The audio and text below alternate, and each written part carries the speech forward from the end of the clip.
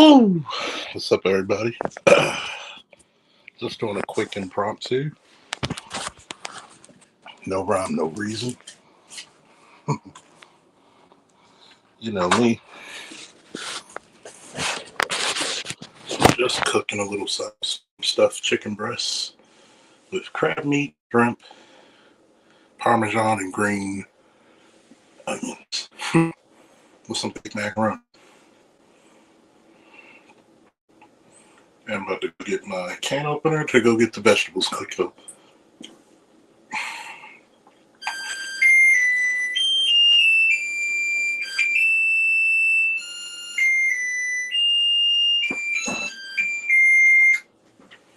Yep.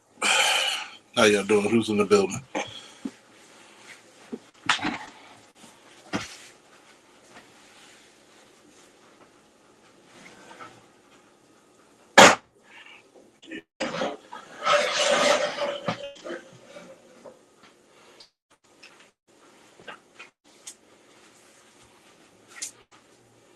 Yeah.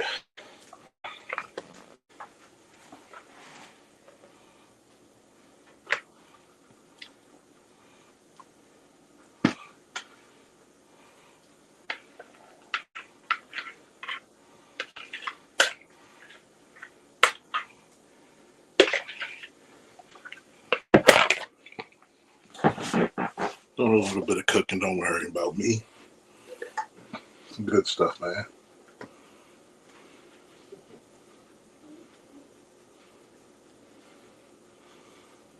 Today's show is brought to you by Alfredo. That'll be Alfredo. Alfredo.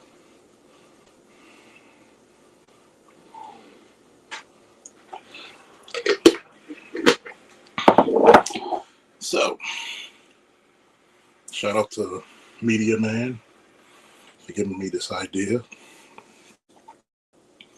Hmm.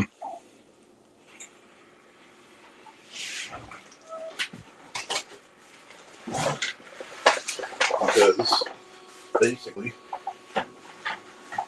it's really splendid. You go buy it.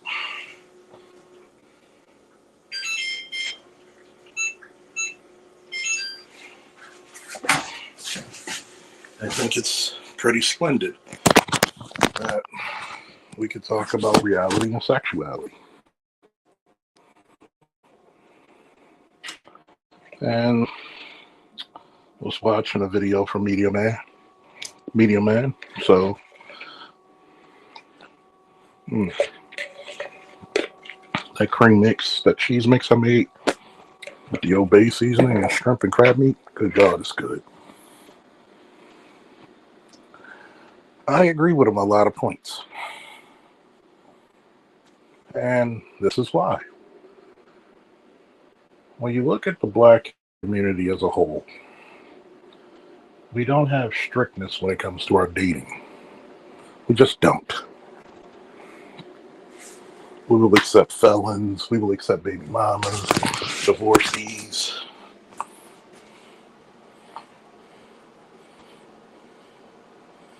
There's not a lot of strictness when it comes to dating in our community. There's just not.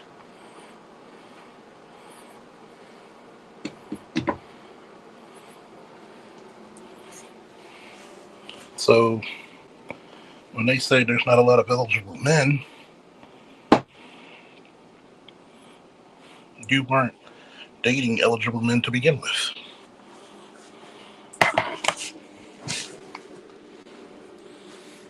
Have at thee. May not like it, may not think it's suitable. But I want you to think about that. I want a man on my level. What is your level? Nobody can actually tell you what their level is. If you can't do it yourself, then it's not your level.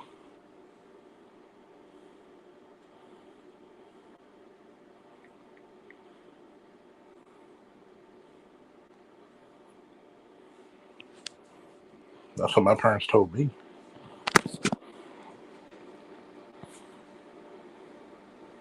Well, It's different because a man's supposed to provide. What are you supposed to do?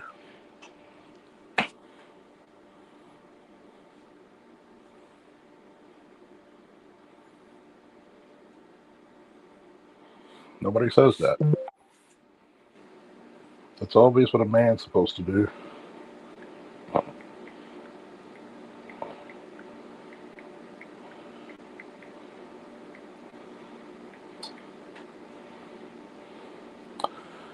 It's incredibly factual and actual that I forget the shorty's name he had on there,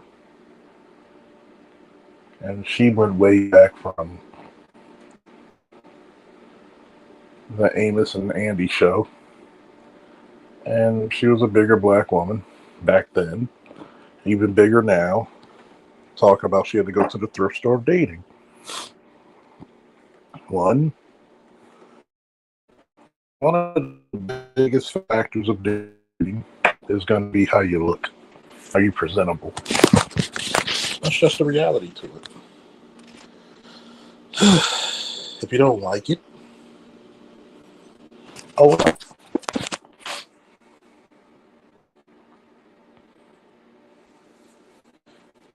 there are some men who are actually 5'4", 5'5", and had to get in really good shape. They had to be in exquisite shape. They had to dress well. They had to be a conversationalist, well traveled, well studied. I think that the more and more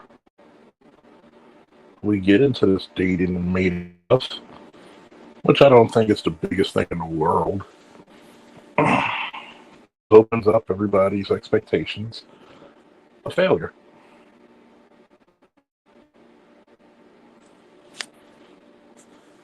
Not just failure. Let's just get serious about it. Everybody's nonchalant attitude of being prepared or being willing to compete. That's pretty much what it is. And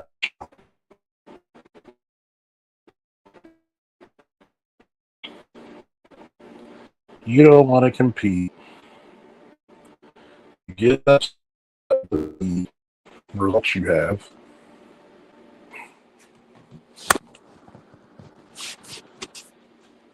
Go to your powwow. Talk to like-minded people who are in the same similar situation as you. Wash, rinse, and repeat.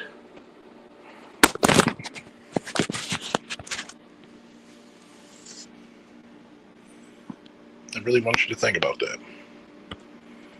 Wash, rinse, and repeat.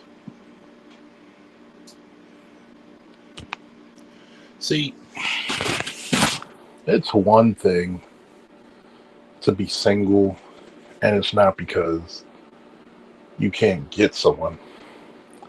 It's single if you're not even willing to be competitive.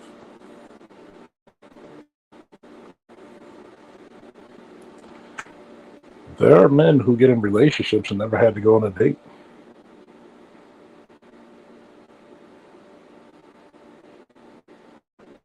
It is what it is.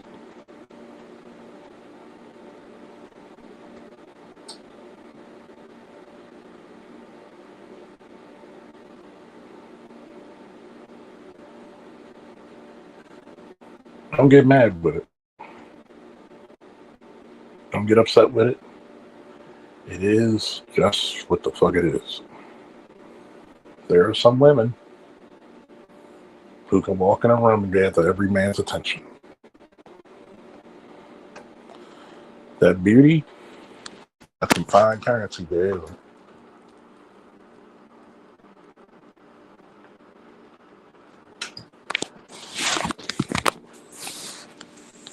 It is what it is.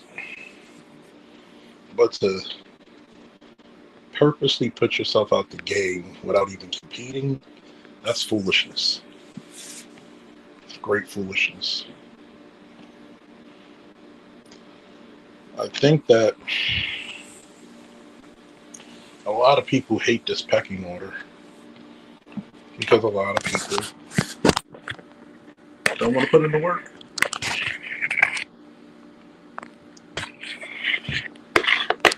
You've been around the pretty bitches. Assalamu alaikum, Philip.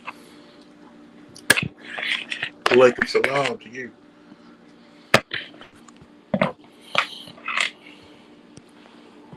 Remember how light-skinned dudes had to fight all the time because the chicks wanted them at one point? They didn't catch as much hell as the light-skinned chicks, but they caught hell.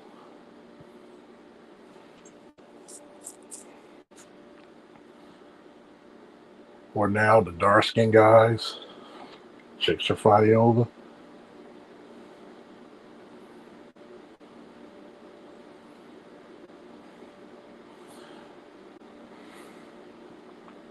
I call that the comic book theory.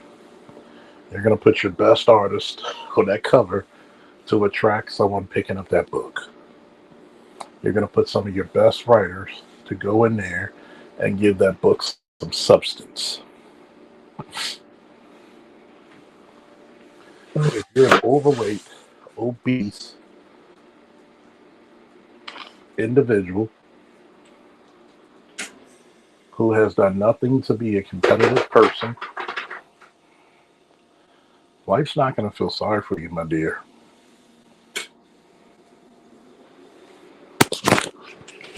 You can't complain about dating in the slum pool when first and foremost, you don't have standards. I'm the one who created black men are the garbage men of the dating pool. And it's true. That black women have no shame are the shameless gamblers of the dating world. They are the shameless gamblers of the dating world. You literally let an incarcerated person get you pregnant.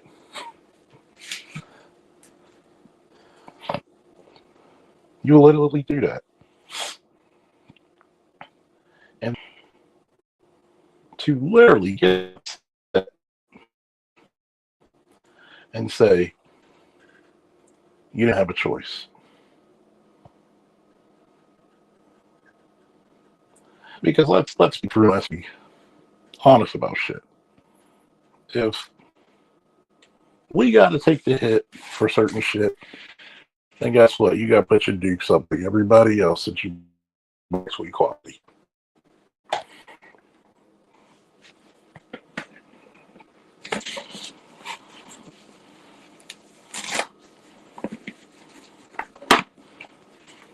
This is the rule of thumb trading. Number one, can you attract it? Number two, is it worth keeping? Oh, I know. Whatever.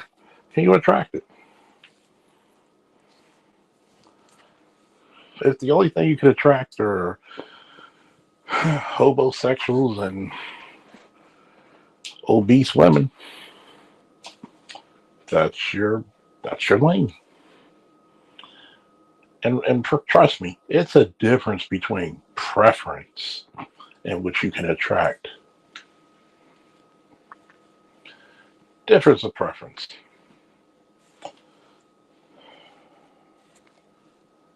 And many people may be like, "Oh, what can you attract?" Trust me, y'all see me on film with some of my exes and some of the girls I hung out with. I can attract a pretty one. All caps. All caps. Okay. Anybody want to come up here and tell me I can't? Go ahead. Prove me wrong. Now,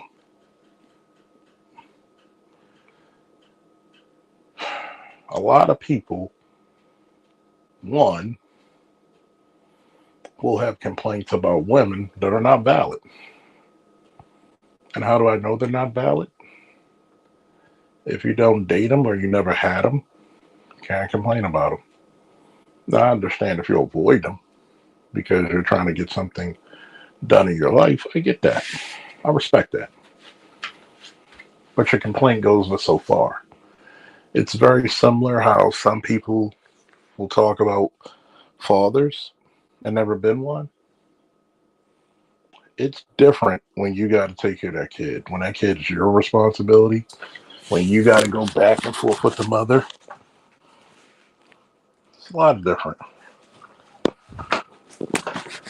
Okay?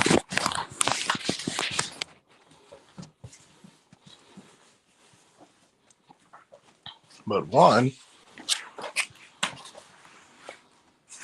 of the biggest issues ever is what can you attract?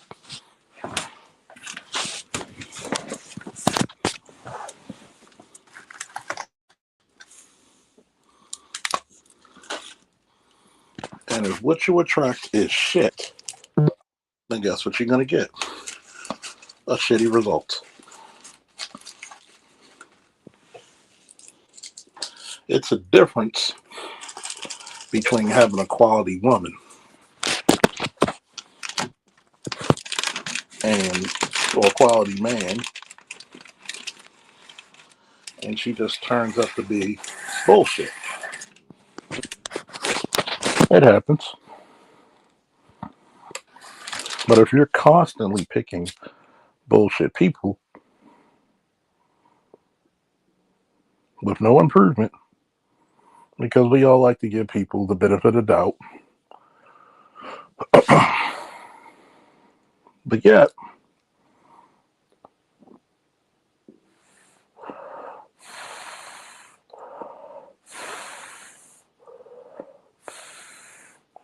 let's look at it this way. I can't blame a man or woman who's been in a relationship, whether long term dating or marriage, and they've been together for X amount of years, and the person flakes on them. Can't blame them for that. Reason why? They actually had put in time. They actually developed looking at this person. They actually tried to make something worthwhile with this person.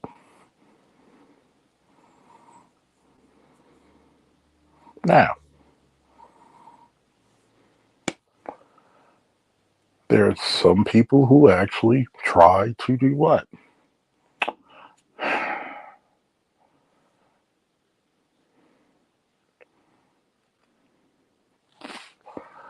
Make a hoe into a housewife. They try to make a husband out of a homosexual or a hood nigga. Reality is, you got to know what you really are up against, and what you're really attracting. And if you putting bullshit foot forward, my friends, you're gonna get bullshit answers in return. That's not it. Blah blah blah blah blah. That's true. It's very true.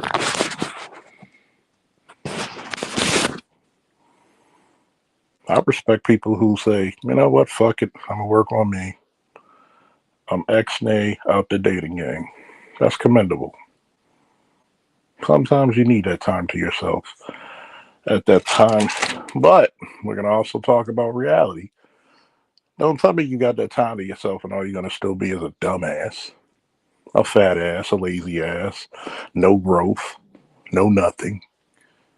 You got all this free time to yourself and you the same motherfucker you were 2, 3 years ago.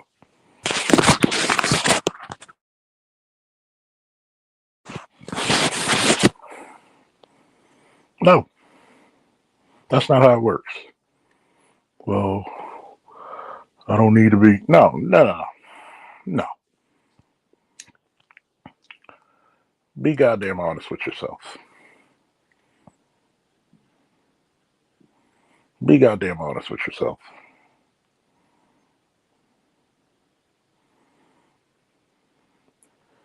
What type of studies are you doing? What are you learning?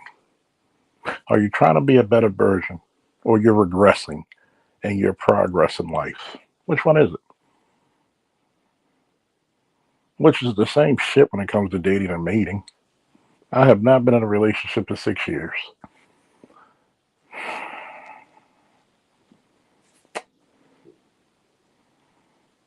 And the way I look at it, if I get one, I get in one. If I don't, I don't. It's no pressure on me. I know and still attract a lot of women.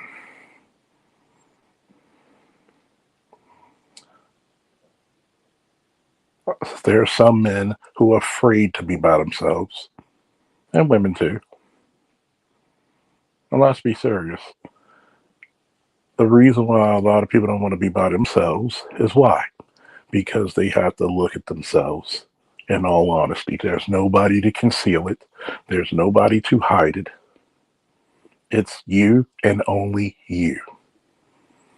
And most of you don't like yourselves. Hmm. Food for thought, isn't it?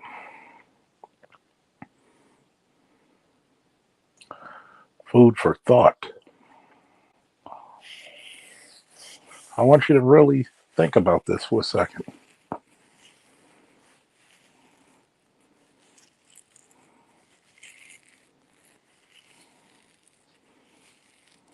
Think about this for a second.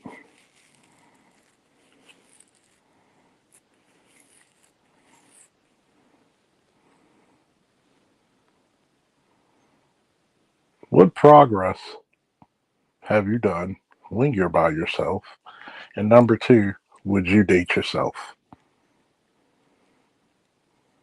See, some people want to date people just so because they never had that attention when they were a teenager, because they're stuck in that era. Some people want to play with people's emotions and feelings. Hmm. Some people want to feel like they're the man. Oh, the breasts are done. Some people want to be noticed. But all you're going to do is put yourself back in a self pity prison and a hell on earth you think you don't want to deal with.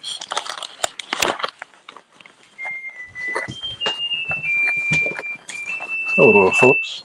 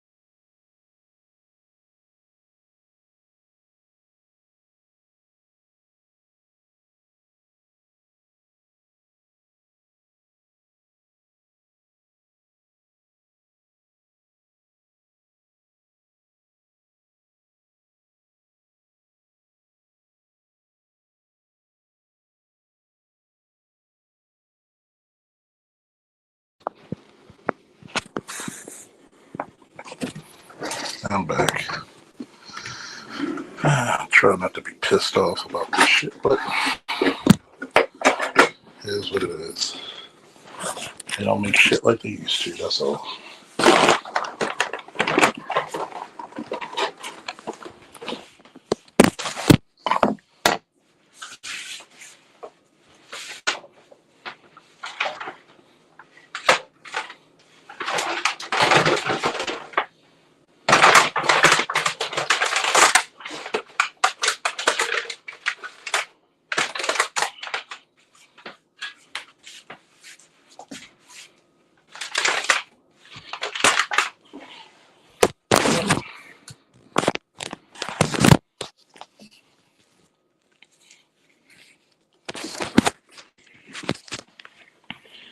What's up, ABM?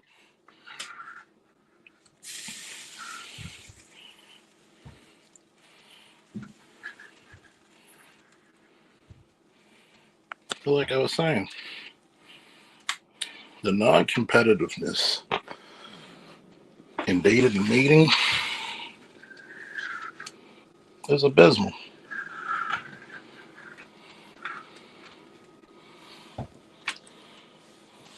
But at the same time, would you date yourself? When that question gets passed around, there's tons of people who would say no.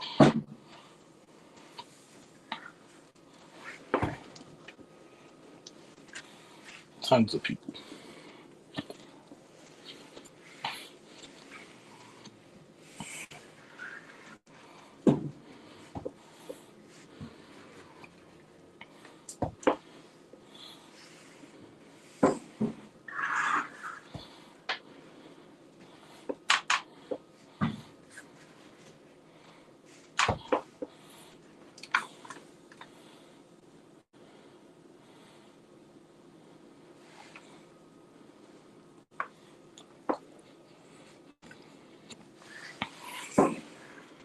Would you make yourself, if you took a year away from dating, what would you do?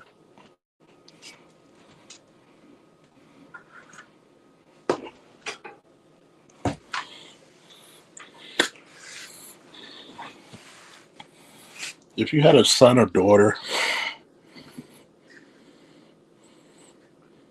would you want them to date somebody like their mother or you?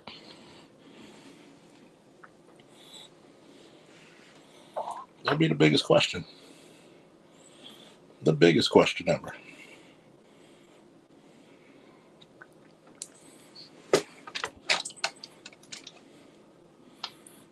Get my paper up. Exactly. Priorities would have to change.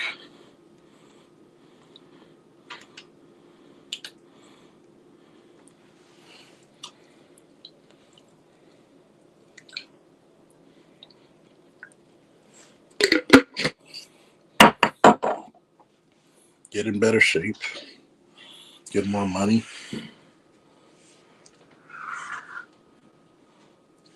Study.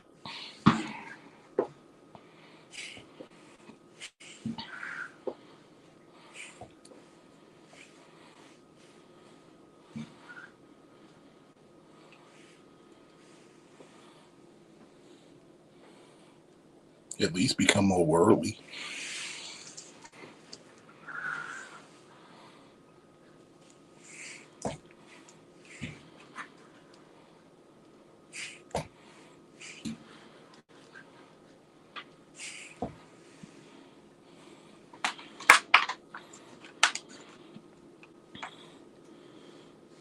But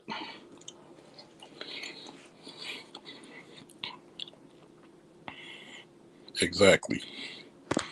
That's good for them. I'm glad you said that. Because there's some kids who avoid people like their parents like the plague. And for damn good reason.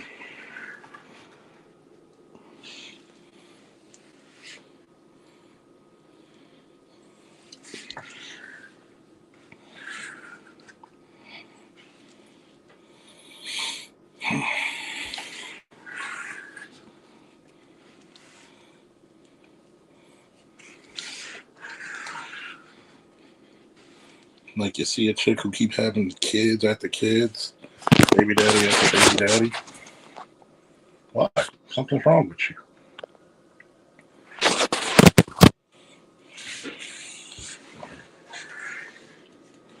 And you know who probably uses psychiatrists the least are black people. Who uses therapy the least.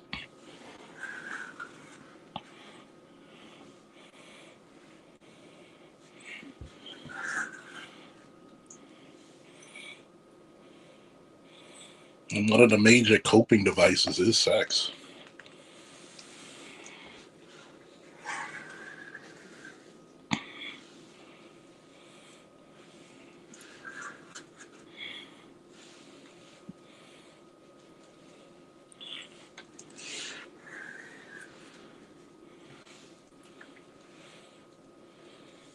That is one of the major coping devices.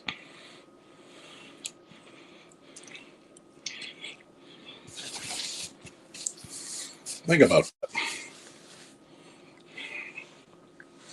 Your children, because we were all children at one point, seeing the messed up relationships our parents been in, even while they were together,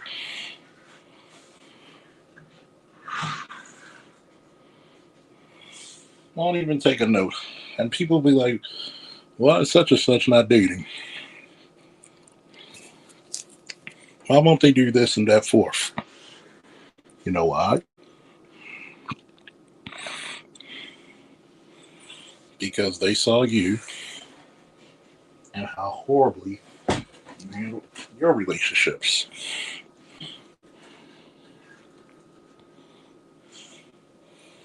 And they're at a point where they're like, nah, I'm good.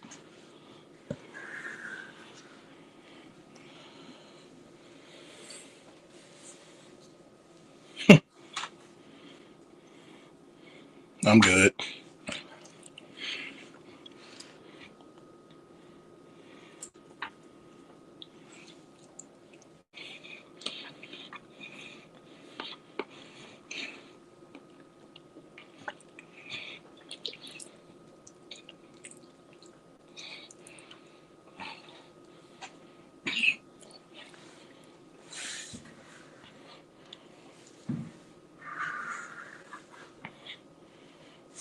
Once they get over that sensation,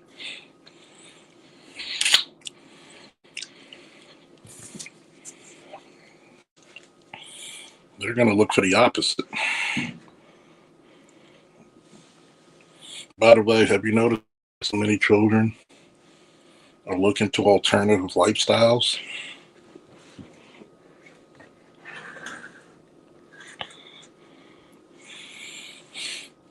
Because nobody's born gay. You make a decision to do that.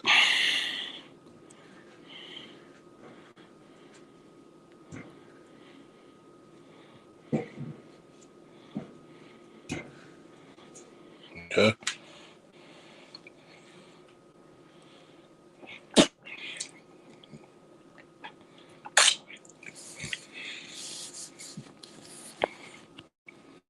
Hmm. Yeah.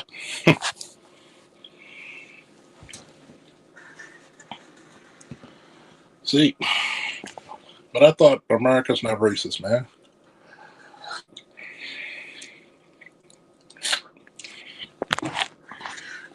We voted for Obama.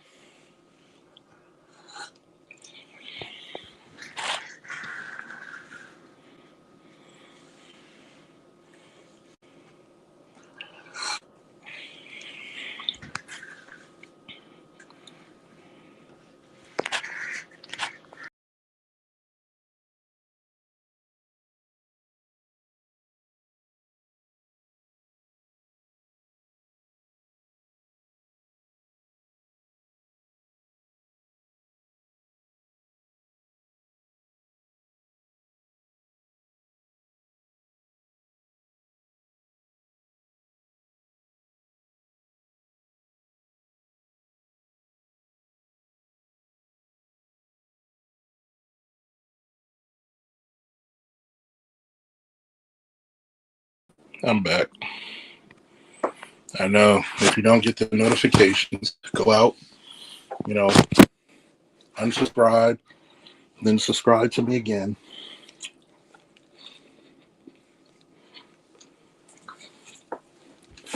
And hit that solid colored white bell.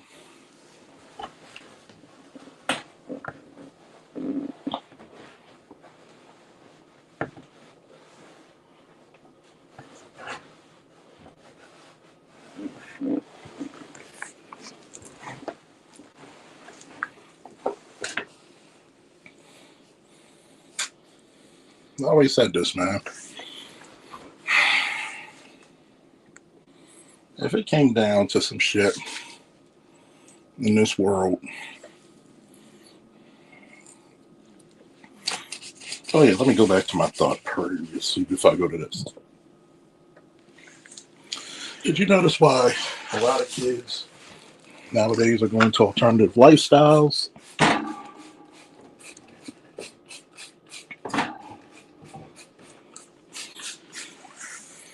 Plenty of that is because one, impressionable.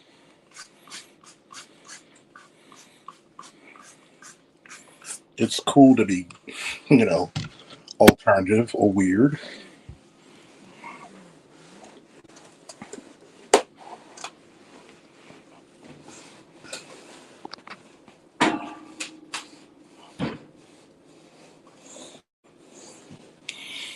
And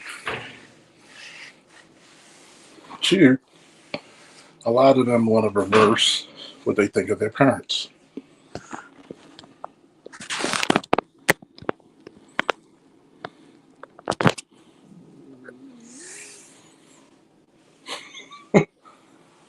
Oh yeah, but that's racist, right?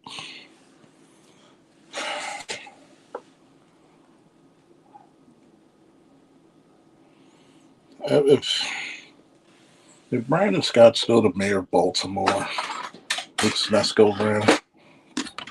The city deserves him. What do you say about that? The city deserves him.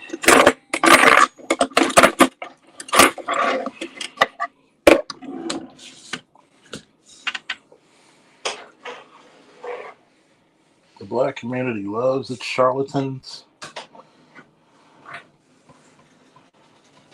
and its fool's gold, man. Loves its charlatans.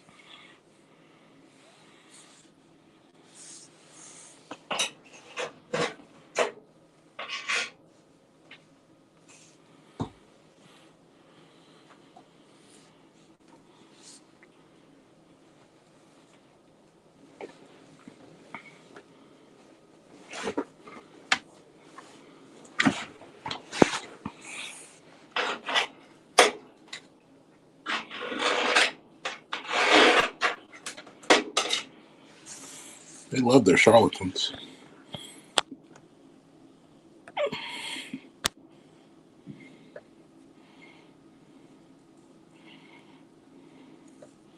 Well, you gotta understand, Andre. You can't give good dick to everybody. What's up, Broken Blade? But it goes back into that. A lot of those kids don't want to be their parents. Don't give me none of that bullshit about being born gay. You're not.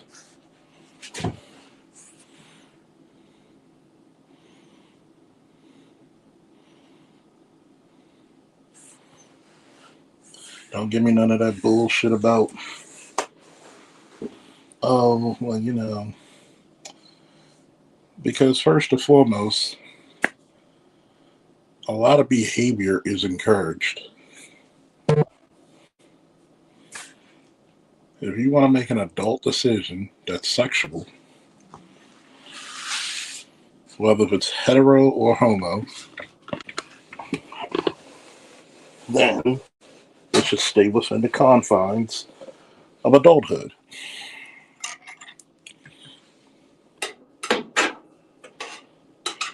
This is when I know America lost its mind, when people got upset on drag queens reading story time to their kids. But notice a lot of these liberals don't have kids. So you're okay with somebody sexually indoctrinating children.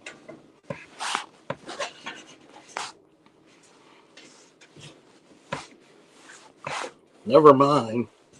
Well, you're taking away the freedom of speech for these people. You don't have a freedom of speech in that school. You don't have to read to children. That's not a right. That's indoctrination. But yet you have all these politicians who somehow, some way, still want to carry on this Sodom and Gomorrah type behavior.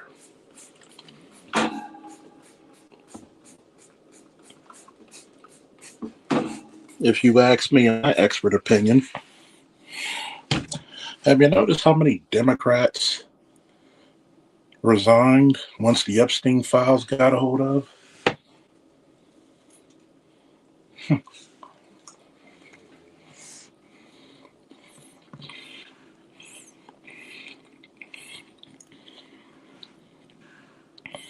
Have you ever noticed how many of your so-called favorite politicians, but the one you thought was going to be guilty on it, people can't put two and two together and say, why didn't the Biden administration open up the goddamn Epstein files? They wanted to use the files to get you to stop thinking about the immigrants coming in the country and the fact that we're spending trillions on a war as well. 2 wars.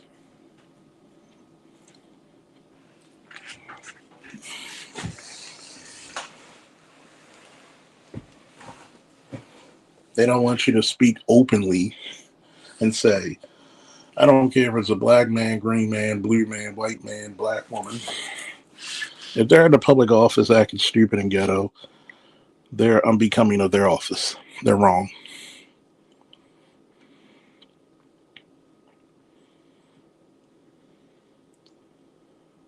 But why?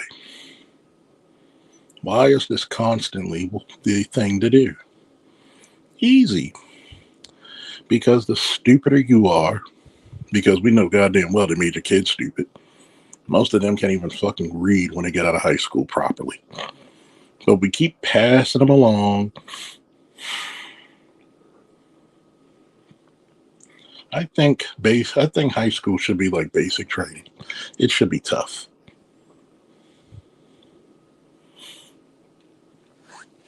Because if you notice, high school doesn't prepare you for a goddamn thing.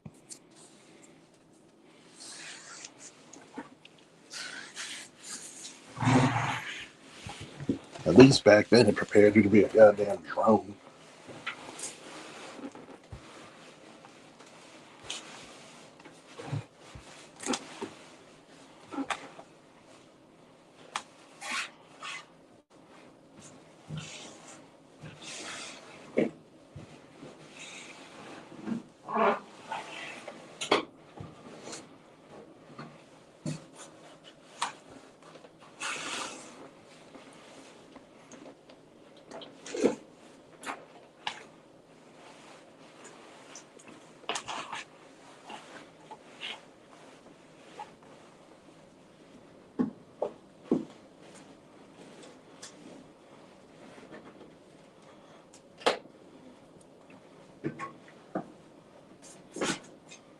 I mean, think about how many parents spend their money on a goddamn prom. Like it's a wedding.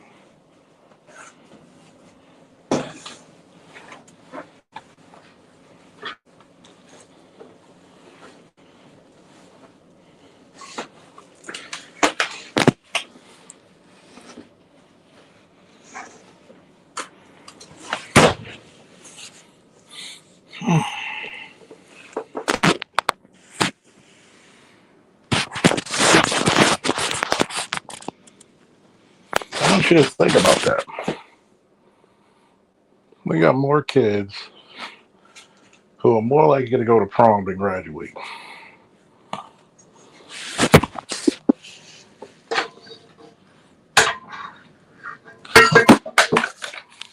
Sorry about the noise.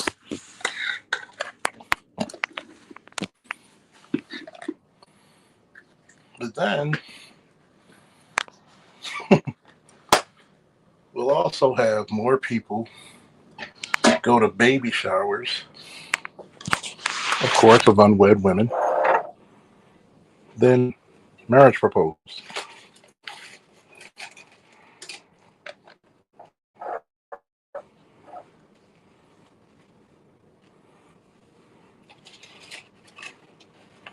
There are so many career oriented women who are closer to 50 than 40 who want to start families.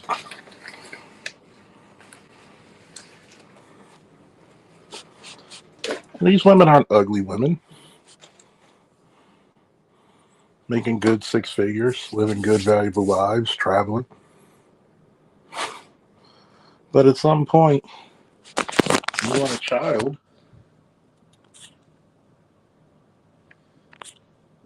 I mean, let's look at sexuality and reality for what it is. You're ass backwards and you're expecting to win the race by going the opposite direction. Why do we need to fix the community? I can't tell a 25-year-old guy you should go get married and there's little to no benefit in doing it.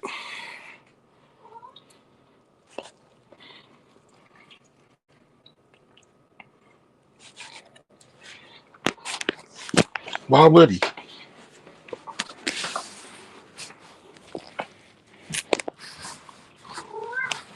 I know, you just say, stop it.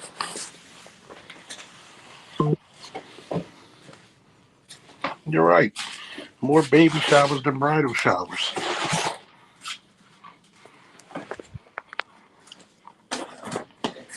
Why? You'd rather be mothers than wives. A wife means you have to answer to somebody. A mother means somebody has to answer to you.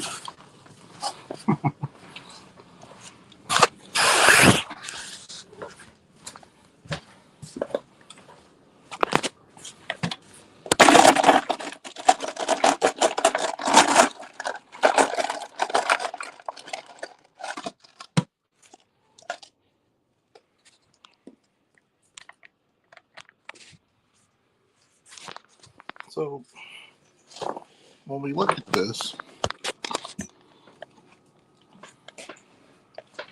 there are no problems when it comes to making babies. Even though we're not making babies like we used to,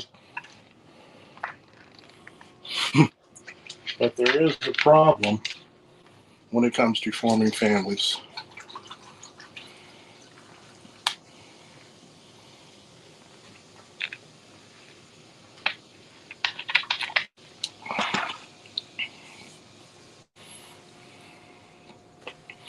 How about them apples? How about them apples?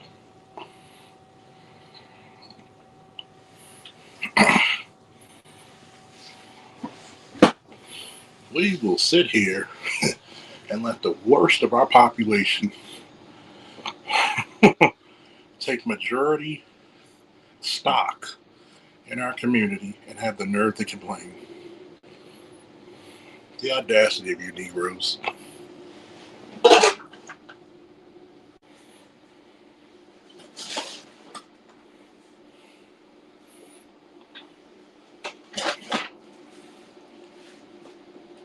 Literally. Literally. You build no families, you build no generational wealth.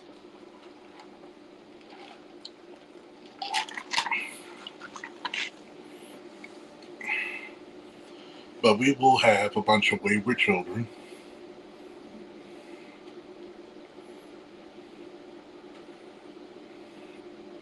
who will in fact roam our streets like the like marauders.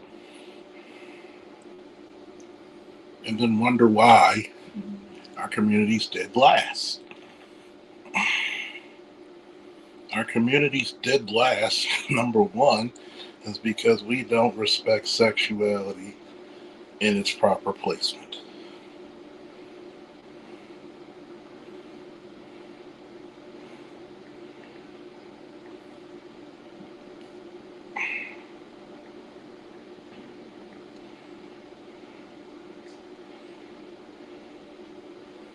We just don't.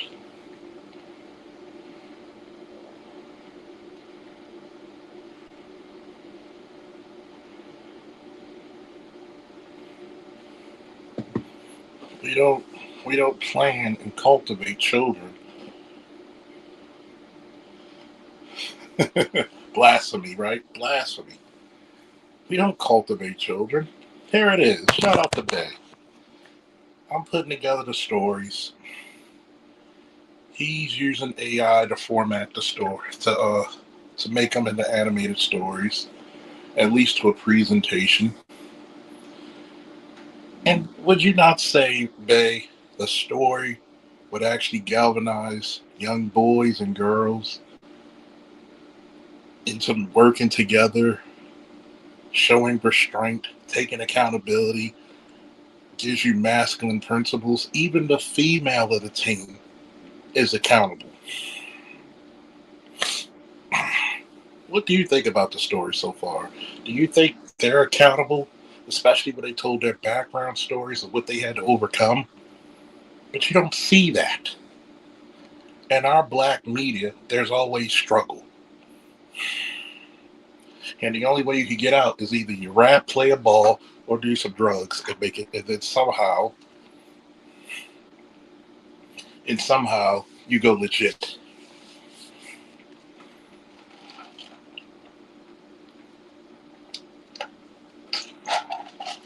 Remember, we're the same race of people that said the Huxtables was not reality.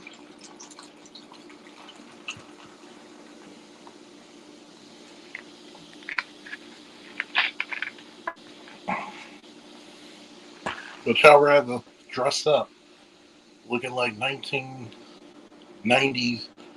late 80s, early 90s gangsters in LA when Straight Outta Compton came out than wear quarter zip ties like like the Huxtables.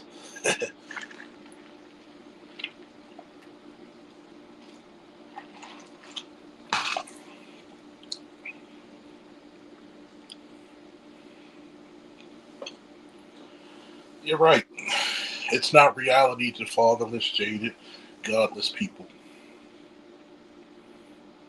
You're right.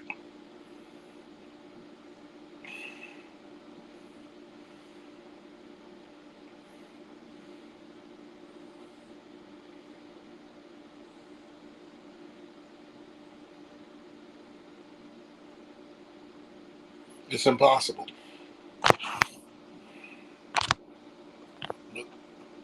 Notice what I said about the mating and dating. This is what I also say. Young men, if you're going to date somebody, and I would say this to young ladies as well, young black boys and young black men, stop dating charity cases. Yes, one day you should be a provider. Cool.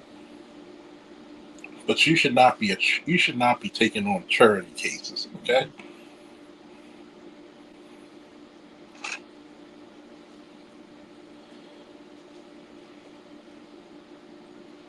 People should not be every girl you come across should not be an extra bill. Every girl you come across should not be a goddamn logistical nightmare. Her family should be able to help you out with shit. With a job, with contacts, something. Just like you're supposed to help her.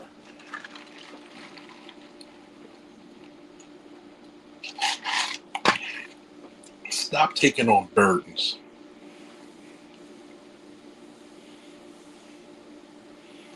There's no shame to say, I can't do it. You should not die trying to facilitate somebody else's imaginary lifestyle. Hell no to that.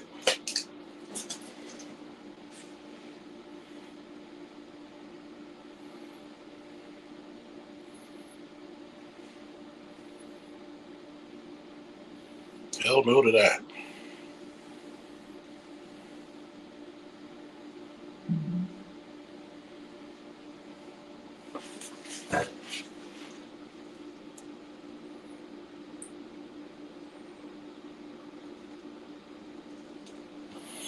Hey, babe, that's the link if you could come up.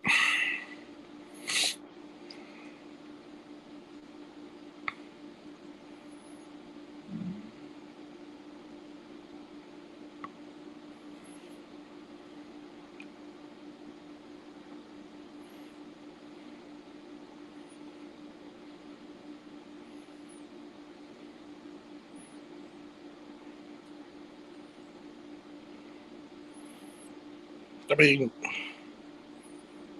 I've noticed this.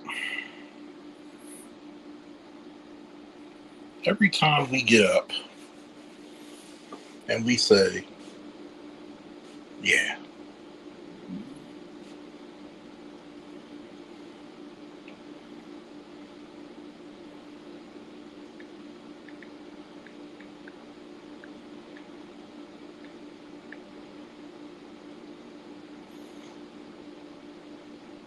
we got to say, hey, this person is making a fool out of him.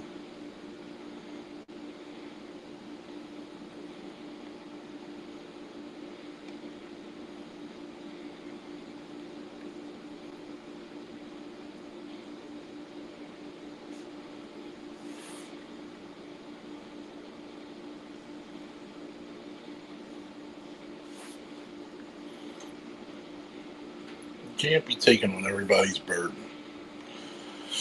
I'm going to really tell you that. You can't be taking on everybody's burden, especially when you're trying to get your life together. Ladies and gentlemen, boys and girls, himself. Really? Hey, Hi. I don't know why I do that. it's classic comedy. Mm. You know, your nickname and moniker, devil I know. Devil I know. Uh, so this happened today. Go ahead. Some young girl looked to be about no older than 20. Got her little YouTube channel and she created a video talking about why she out there protesting. And one of the comments that was left under there was talking about, yeah, we need to destroy this capitalist society. So I told the little girl, I said, well, go sleep out in the streets. You don't have to participate. Well, see, this is why it needs to be destroyed. No, no, no, no, no. You can voluntarily opt out of society. Just go sleep on the street. I was like, because what you fail to understand is that don't nobody owe you nothing. Nobody owes you a goddamn thing. There's no such thing as fairness in life. Is there fairness in life? Bueller? Bueller? Not even the way you die is fair. No. No. And you out here protesting. If you allow me to break this down, let me explain this to to y'all in terms that you understand. No, that's fine. You got the floor. Thank you. Let me break this down in terms of y'all so y'all can understand, because Dr. Claude Anderson told us back in the 90s that we as Black people need to get this immigration thing under control, because as he said, currently at that time, we were the majority minority. But if we don't get it under control, we will be the minority, which is what we are right now at $54,000 at annual household income in America. We're at the very bottom. The Asians and Indians are at the very top. Yeah, almost every form of Asian and Indians from India at the very top. White people are like ranked like 11th as far as just, WASP, white Anglo-Saxon Protestant. They're like 11th. They're like mid tier, but you're worried about them, but they're mid tier. The Hispanics are 4 spots above you. That includes illegals. You understand? The Africans are above you. The Africans are above the whites. I mean, now we see why now, the fraud that's going on. But they're still above them. But outside of that, with the illegals, understand that they dump them in poor black neighborhoods, the criminals, the vagrants, the despots. Let me explain to you what that does to you, even though it may not affect you directly as far as you're concerned, but indirectly it screws with you. Because when Trump was said black jobs, he wanted to save black jobs.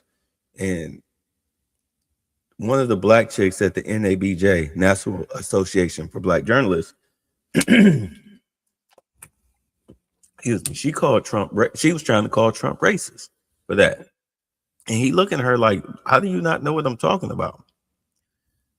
At $54,000 a year annual household income, that's a lot of unskilled labor.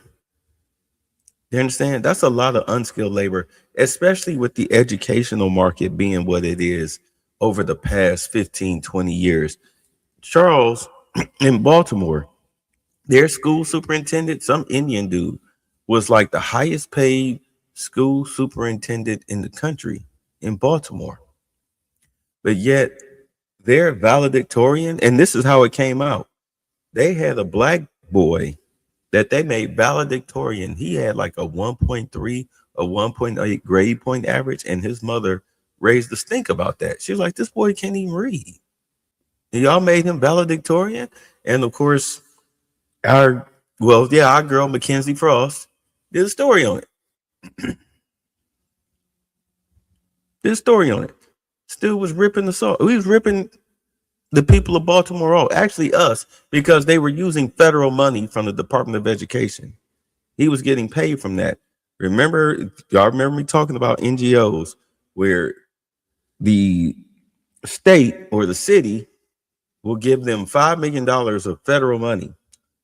4.5 of that federal money will go out the back door, right back into the hands of the people that gave it to them. The other 500,000, 250,000 would go to the head of the NGO, and the other 250,000 would be spent on administrative costs. Like maybe rent, light, gas, telephone, employee salaries or paychecks, because you're not really salaried at an NGO. You're lucky if you get paid at all, because most of these non-government organizations are nonprofits, so you have a bunch of volunteers. Except now they're paying protesters or agitators. All right. Which I guess is a good job if you can get it, considering how, from what I understand, they paying up to 6 figures for people to get out here with these ready-made signs and get their ass kicked by ICE agents in order to, literally start a confrontation, have them brutalize you, and then, the whole, knock down a hornet's nest.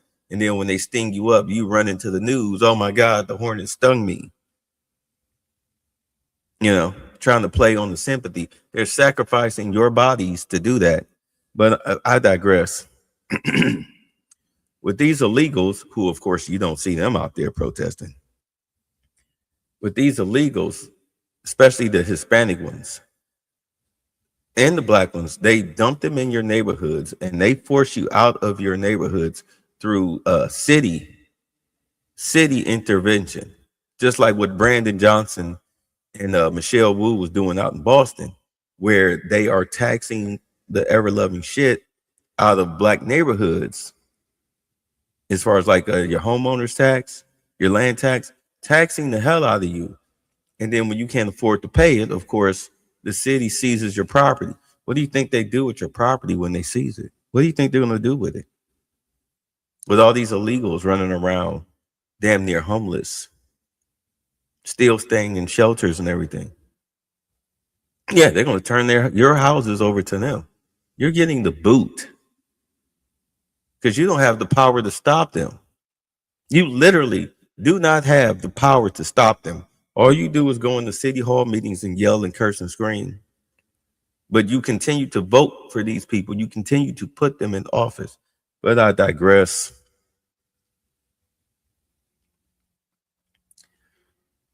Picture this. Let's say you have a family member, a cousin. They need a place to stay. They got a job. You can't really quantify it. You haven't seen it, but hey, I got you. So you tell them, all right, cool. Pay me $500 a month. You can stay with me. I got a spare room. They like, all right, cool. So the first month they give you $500. Maybe the second month they give you $500. And now here comes the third month and they give you $300. And you like, hey man, you short. Yeah, I know, man. Look, I ran into a problem. I had this to pay, my baby mama, whatever. I got you. Like, all right, cool. So you wait a whole month. You waiting for them to make you whole.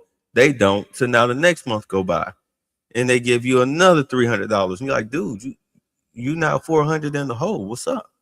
Oh man, come on, man. I got you, man. I'm fam. So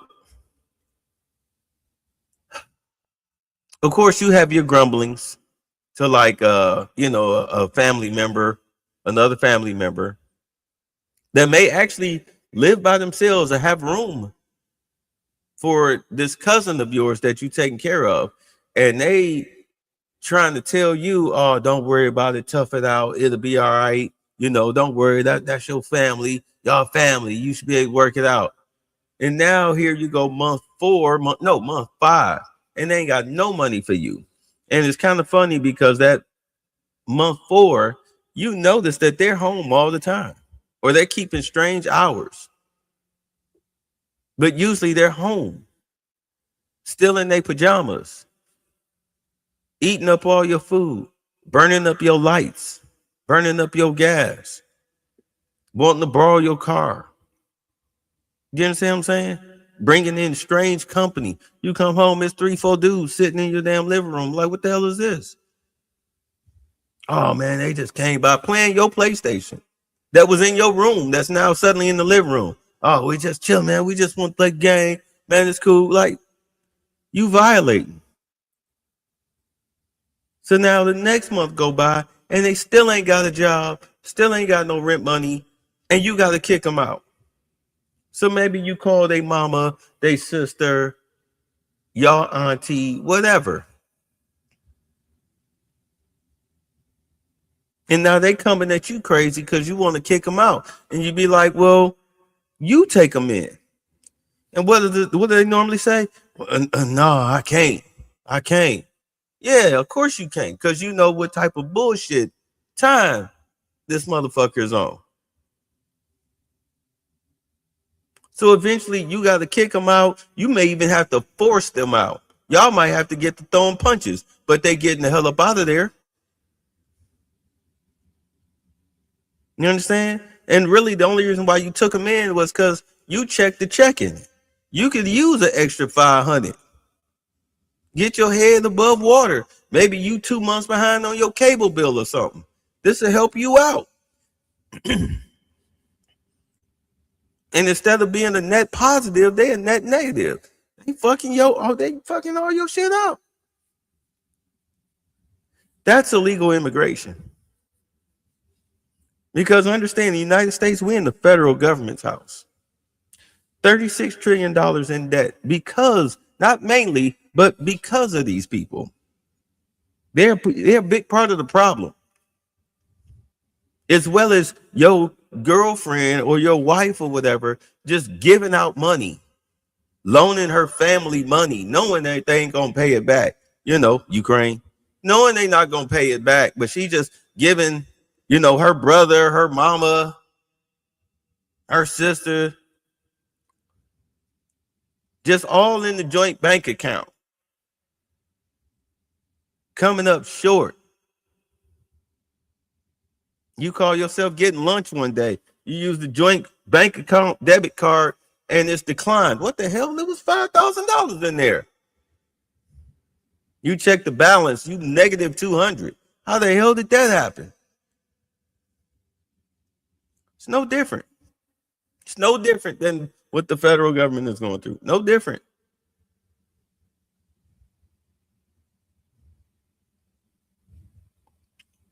You ready to stand in the soup line? Huh? You ready to be jobless? You ready to practically be homeless? Fighting with them because look, if we have a recession, that don't mean that banks gonna stop. Ain't nobody gonna give you no goddamn leeway for not paying your rent, for not paying your car note, not paying your light, gas, telephone. Nobody gonna give you no goddamn leeway. Who giving out leeways? It's no different.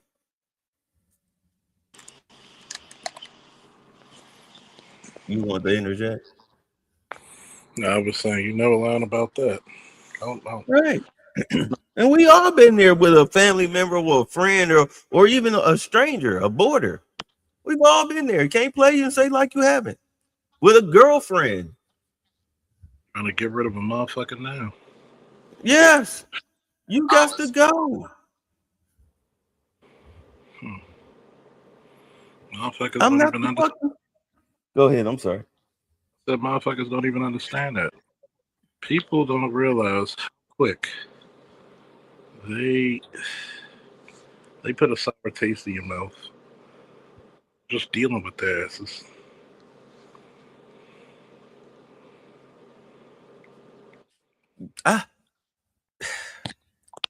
When you are at the bottom of the barrel, you ain't got time to be playing Captain Save-A-Ho for people who were brought here to replace your black ass. Those illegals, especially the Hispanics, they're unskilled labor just like you. The reason why a lot of these, if you're lucky to get one of these low skilled minimum wage jobs, the reason why they really don't necessarily pay minimum wage. Okay, prime example. I worked in the hotel industry for 25 years. The housekeepers made $9 an hour. $9 an hour to clean change some nasty ass fucking sheets, take your nasty ass shitty towels, soaking wet, wipe off that nasty ass bathroom counter, and clean that nasty ass shower for $9 an hour. The only reason why they wasn't getting paid 15, really they should be making 18. That's probably one of the nastiest jobs in the business. If not the nastiest job in the business. I take it back. That is the nastiest job in the business.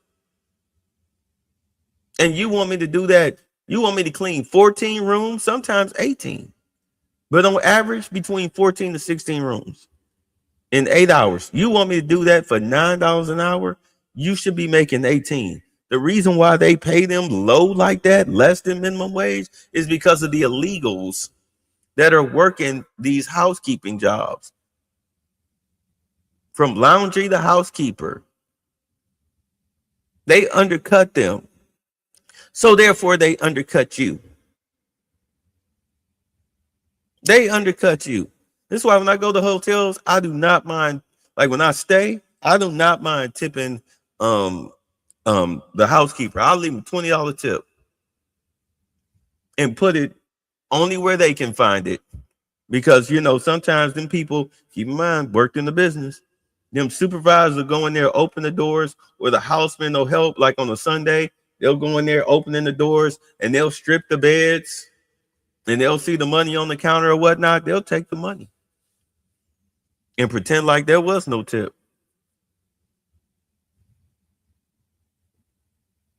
So I'll put it in the drawer. I'll put it in the drawer because I know that she got to check them drawers. If she doing her job, she open them drawers to make sure that nothing's left. The supervisor don't do that. The houseman don't do that. The housekeeper do that. She open that drawer, she see that, or I'll put the pillow, like if it's a couch, I'll put the pillow somewhere where it shouldn't be, or laying funny, and I'll put the money up under the pillow. I mean, you got to think about it. Go ahead. Talk about black jobs as jobs where you pay black people American wage. And black people, because once again, you suffer from low self esteem. You let the media tell you what they want you to hear instead of listening for the truth. Those black jobs were the jobs you could over. How come you see a whole bunch of landscaping, construction crews that are mainly white? I mean, Hispanic. Yeah, How the fuck they know your city better than you? they don't. They just know how to do the work. But yet, you believe the trades were under you.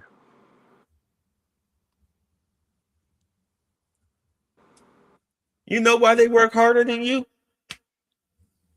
Because they got that cartel on their ass. They owe that cartel. Yeah. Because just because you get over here, you pay the coyote to get you to the border and to get set up. But normally they hit you with, A tax. they hit you with a tax. Why do you think when they bring the women, Tom Holman talked about this, these young girls, young as 9, young as 5, get sexually assaulted? That's the tax. Heaven help you if you cute. You about to pay a tax. You definitely. You, people want to talk about, oh, you're not safe around black men. Everybody knows if you want safety, be around a black man. Especially a big one or a group of them. You getting chased? Find you a black dude. Everybody, everybody knows that rule. Little girls will do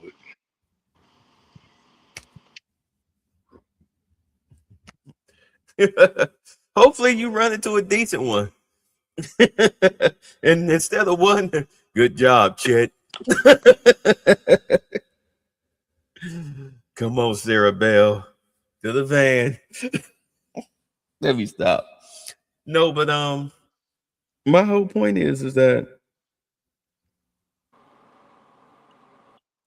we sit up here, we let the media, mainly CNN and MS Now, we let them lie to us. We let Roland Martin lie to us. We let Charlemagne lie to us. We let the unhirables, Tiffany Cross, Amanda, was it Ray, whatever. What's the one parents are from the Congo or from Ghana? I don't know. The Bakari shortcut. Sellers, huh? Stick with the shortcut. I don't know. I don't pay these chicks no attention. Oh, Amanda Seals. Go ahead. Who else? that's her name, Joy Reid, because she was in Joy Bullet. Reid. Yeah, the bald one. Yeah, Joy Reid. Who's the other one? Plies. Who's the other one? Ricky Smiley. Uh, Ricky. Jasmine Crockett. Um, Ryan Clark. what's the Uh, most funny one? From the Kings of Comedy. Uh, fuck it, the guy looked like the Tin Man now. What's his name? From the Kings of Comedy. Got the little radio show. I don't know who you talking about. You talking about Godfrey? Not Godfrey. Oh, He was on the Kings of Comedy with Steve Harvey and Bernie Mac. I don't know. That's been 20 some years. Uh, Uh, You have to Google it. Wait, hold on. Let me take a look. No, but you let these people lie to you all the time about what's going on. Now, oh, I know you're talking about uh uh dang it, I'm looking right at him. Hold on. D.L. Hughley. Yeah, D.L. Hughley. He looks like the Tin Man from The Wiz. Yeah. You let these people lie to you. These people are getting paid to lie to you. They're professional liars. They're professional, like Don Lemon. You know, I mean, look at it. You see that all of these people I named are all in a clique. They all clicked up. They the coon squad, if you really want to, label them. And I know people, yeah, no, we got to bring that back. That's the coon squad. If you're not speaking to help black people, you trying to sit up here, you just following the Democratic plantation, like a good little slave. What you? It's like a collection of mammies and what's the guy? Stevens. It's a collection of mammies and Stevens. You put that nigga on. Why that nigga on that name? Yeah. You got Stephen A. Smith sitting up here apologizing to them, trying to be part of their clique and all that. Dude, this is why a lot of black men don't respect you. Stand on it. Stand on it. Stand on your principles. If you think somebody's a piece of shit, stand on it. Stop apologizing. Do you respect somebody that?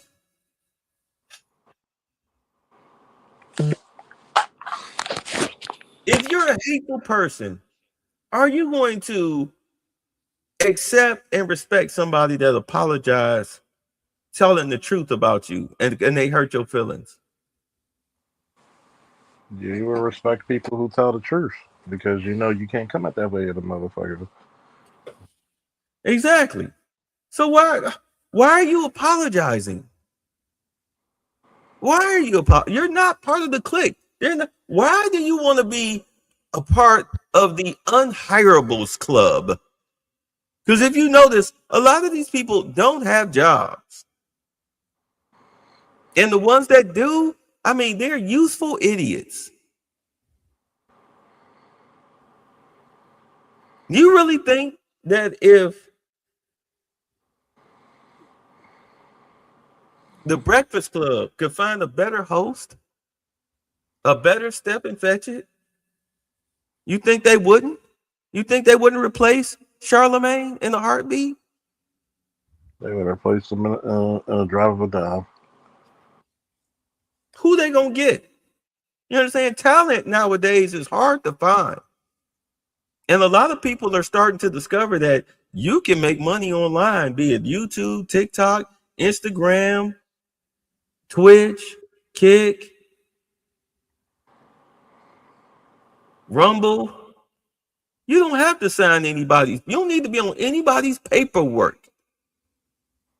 The only reason why you on somebody's paperwork is because you lazy.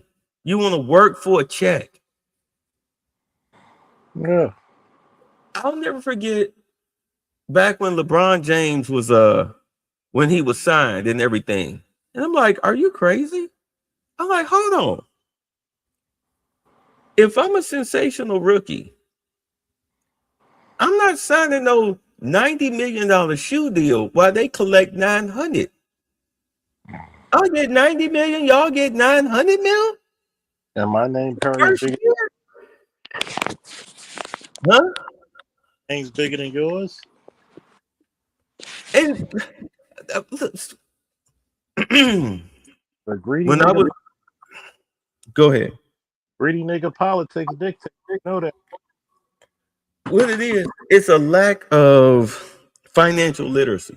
Because what it is that if I'm a superstar athlete and I'm a rookie and I'm coming out of college, of course, if I'm a black entrepreneur, I have like the machines and everything where I can make the shoes, or I have access where I can do it.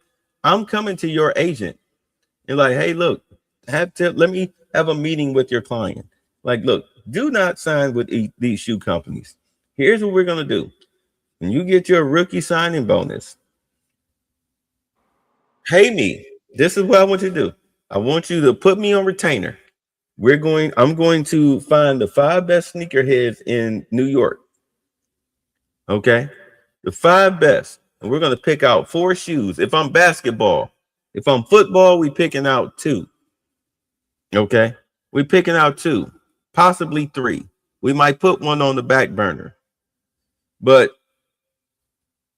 we're going to pick out the shoes. We're going to put, let's say you basketball, 4 shoes, your rookie starter shoe, your Christmas shoe, NBA All-Star shoe, playoff shoe. All right. You understand what I'm saying?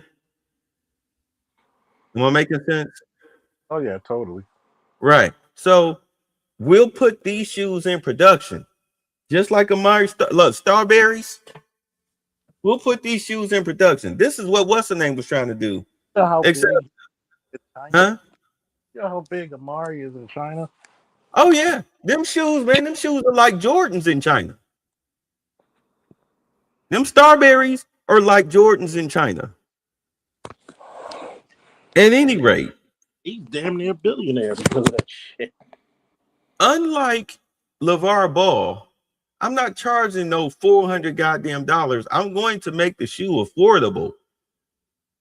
I'm going to make the shoe affordable. I'm going to come in at least 125, 110. If I can, I'll try to get it at least down to under $100. I'm going to try to make it affordable.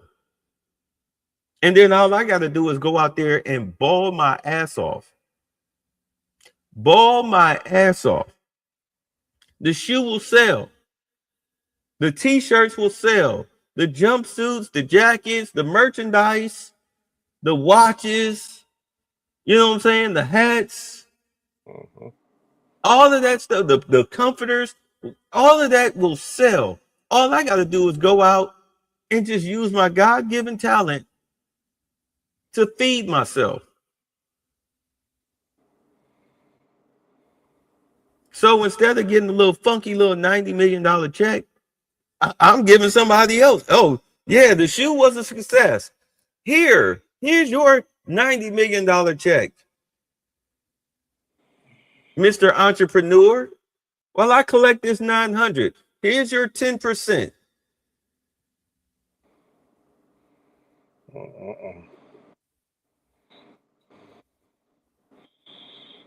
Why do you think agents get so rich? They get paid off of your talent. They make the deals for you. 10%, 15%, 20%. What's 20% of 200 million? 20 million.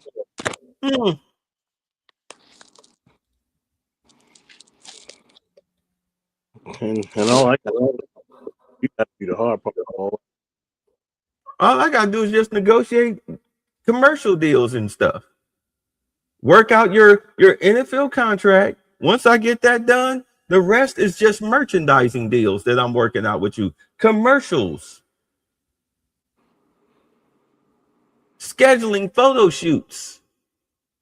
The easy shit. And I'm getting 20% of all of that because I'm the one booking it.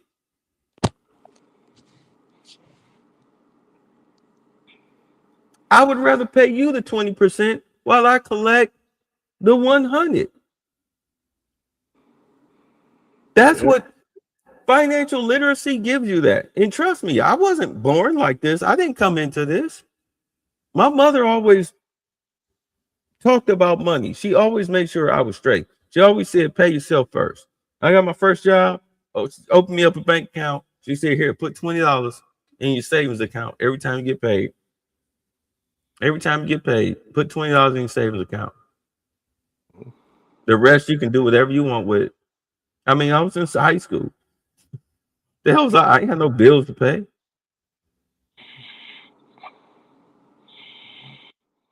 Pay yourself first. My stepmother, when we had the business, and I explained this to one of my homies. I said, because I had to get him to understand why I talk the way that I talk. Well, I think the way that I think. I said, when you go to church or you go to a lecture, somebody's preaching at you, right? Right. Right. They preaching at you. You watch a YouTube video, these dudes are preaching at you. But you on the other side of the counter, you're on the customer side of the counter. But as the owner side, on the other side of the counter, as the owner, the production head, etc., I'm where the sausage is made. I'm making the sausage. I'm back here. The conversations that we have with a lecturer is night and day between the conversations that they have with you, because to you they're preaching, but to us they're having conversations. We getting the real talk. Y'all just getting the feel good, thunder and lightning, uh, Nat Turner going from plantation to keep the slaves energized. You're getting that talk. Did Nat Turner talk differently with his personal crew than he did with the slaves on the plantation? Did he not? Yeah. You saw Birth of a Nation? Ain't no different. Like, it's funny, right? You could explain this to motherfuckers, and for some reason, nobody wants to be open about it. It goes over their heads. This is why I be so frustrated.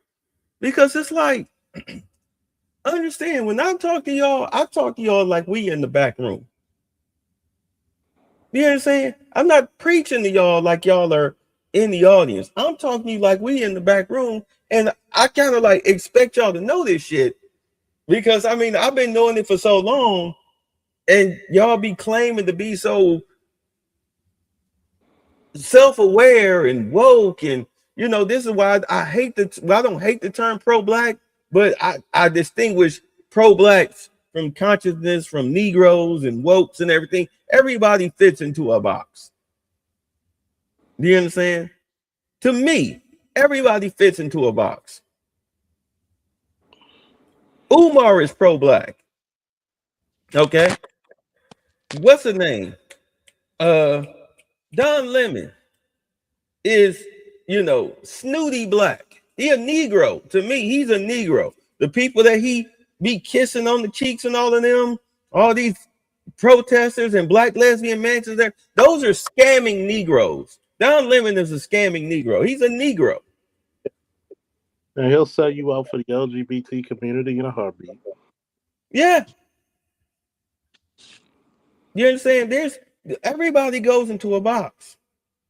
This is why, like, I'm conscious, but consciousness evolves. I went from screaming about racism to now I'm dealing with immigration, because immigration is the ultimate form of racism, because it 100% disappears your black ass. They're kidnapping. Yeah, kidnap all them motherfuckers. If that's what you call it, I don't give a fuck. Get them the fuck out of here. Because you brought them here to replace us, the Democrats. The people whose dick you sucking and ass you kissing and clit you licking. Oh, I hate Trump. Fuck that nigga. That nigga trying to save your ass. He trying to clean up the fucking mess. You allowed that last motherfucker to hit.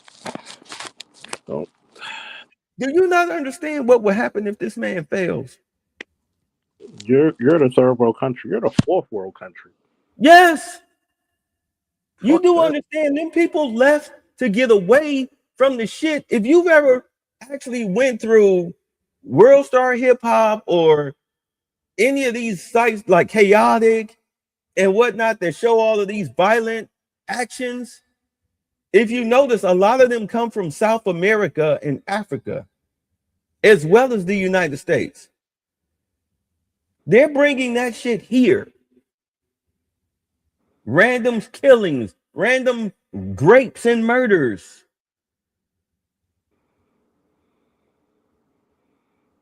They just shot up a woman on the freeway for nothing. Yeah.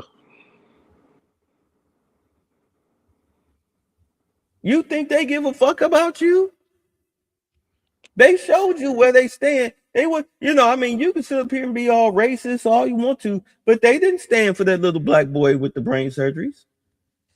The black chick they got, even though she was selling kitty, the dude decided he was just gonna take it anyway. Raped her, murdered her, stuffed her in a trash can for a couple of days, then threw her off a bridge.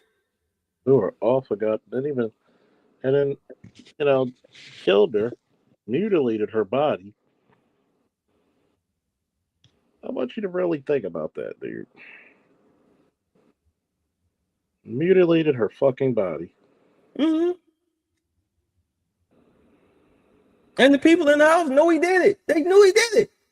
They could hear her in there struggling while he was forcing himself on her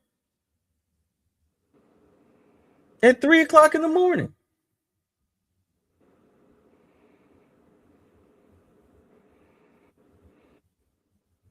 But you out here taking penitentiary chances for these fuckers. The Somalians kicked you out of your fucking neighborhoods up there. Matter of fact, wherever they are, they kicked you out of your neighborhoods. Took And then, over whole apartment complexes that your ass used to, or your people used to live in. but you think all skin folk are kin folk. Well, fuck that. Hello? Look what happened to Compton. Y'all ever talk to TGS about Compton? I mean, that's his backyard. Talk to him what happened in Compton.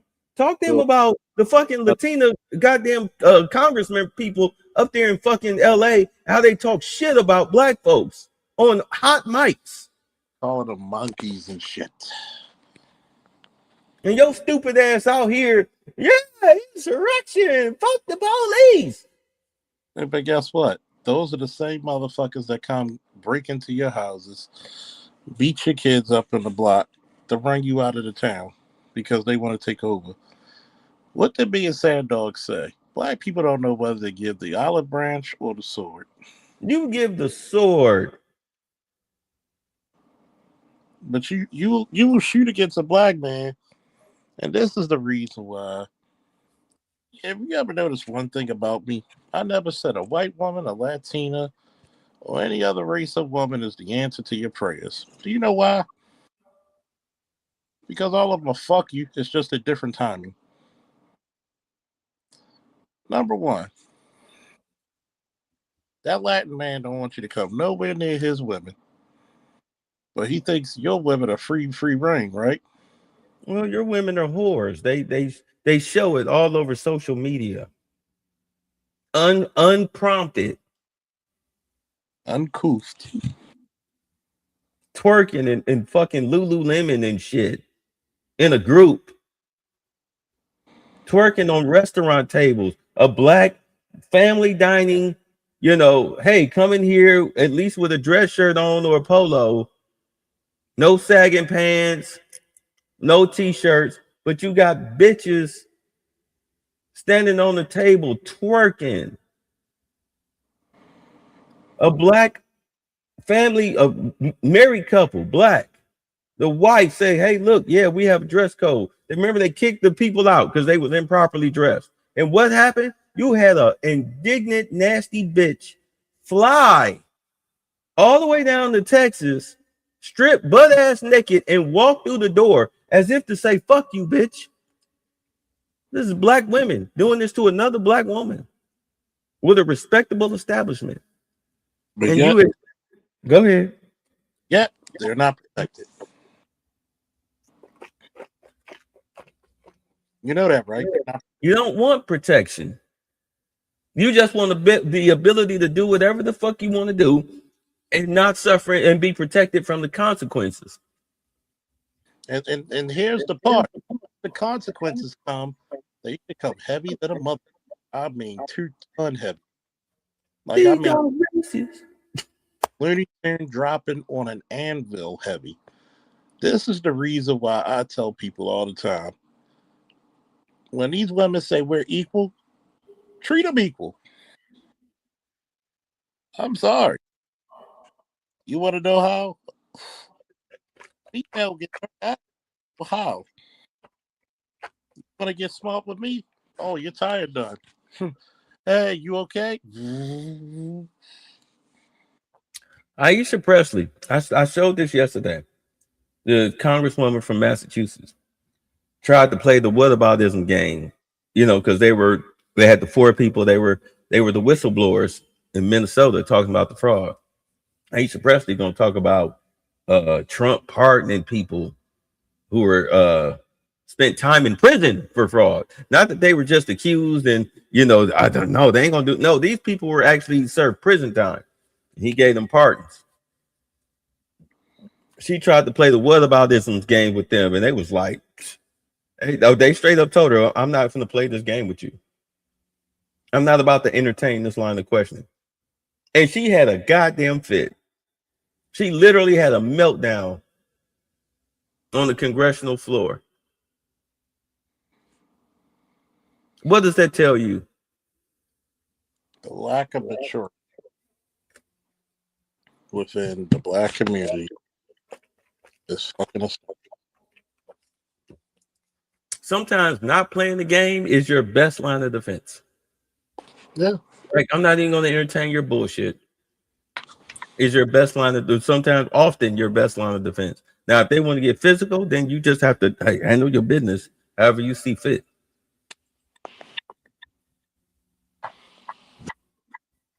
But you can run your mouth all you want to. Just don't touch me, and I bet not feel a drop of spittle.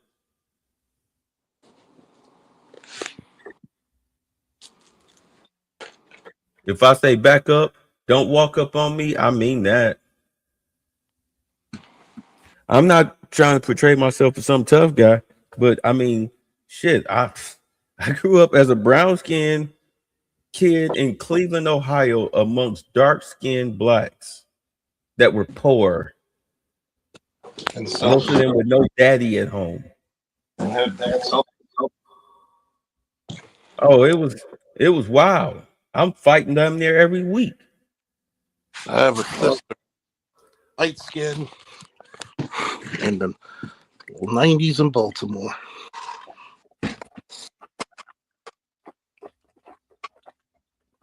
I can only imagine what she went through. Heaven help her if she was considered cute. Oh yeah, still to this day, and she's in her 50s.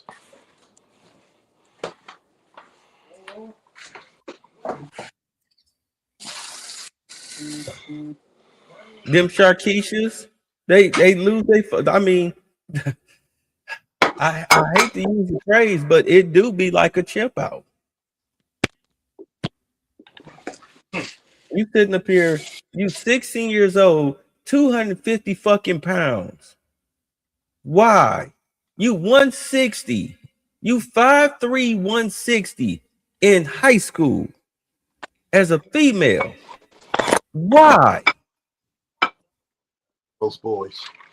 And then you wonder why RFK Jr. made them take all the chemicals and shit out of junk food? Why they cut junk food and sodas out off of Snap? That's not genetics.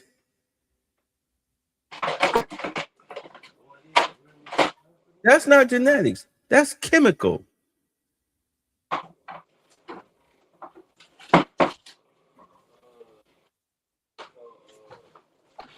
But yeah, they call it racism. Remember, Brittany Cooper said, the food is racist, and we gain weight because of the racism and the stress.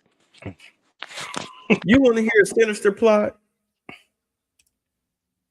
You know, Mondami is trying to, huh? Brittany Cooper getting a man, sinister. Peep this out. What Mondami is doing in New York, he wants to drive the businesses out, and he wants to get rid of the poor the drug addicted and the chronically homeless. He wants those people to die on the streets. He wants people. The only way, listen, the only way you are going to have a functioning socialist society is to trim the fat. Do you understand what I'm saying? You have to trim the fat. And the fat is, trying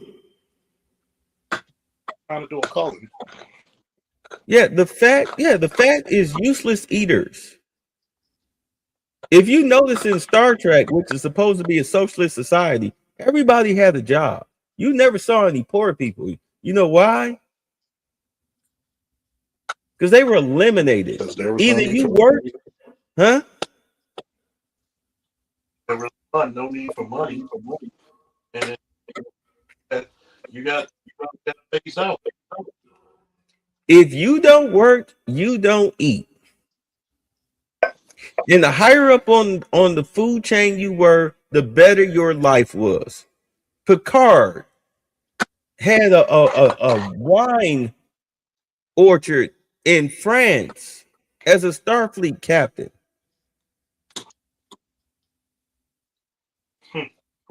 Do you think the guy cleaning the floors on the deck, you think he had a winery somewhere in France?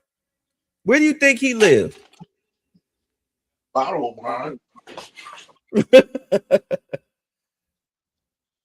It's all based on the hierarchical system. That's why these socialists were stealing from the federal government, stealing our tax dollars, but want to impose socialism because they know that socialism is really based on your money and your ability to spend other people's money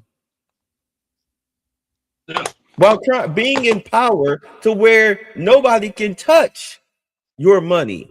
Why do you think Billie Eilish is catching all that heat, saying that she's part of the Democratic Socialist Club, talking about nobody's illegal on stolen land? And sure enough, the tribe that's from that area said, well, bitch, give up your keys because that's our land. Leave the keys in the mailbox. We'll be by.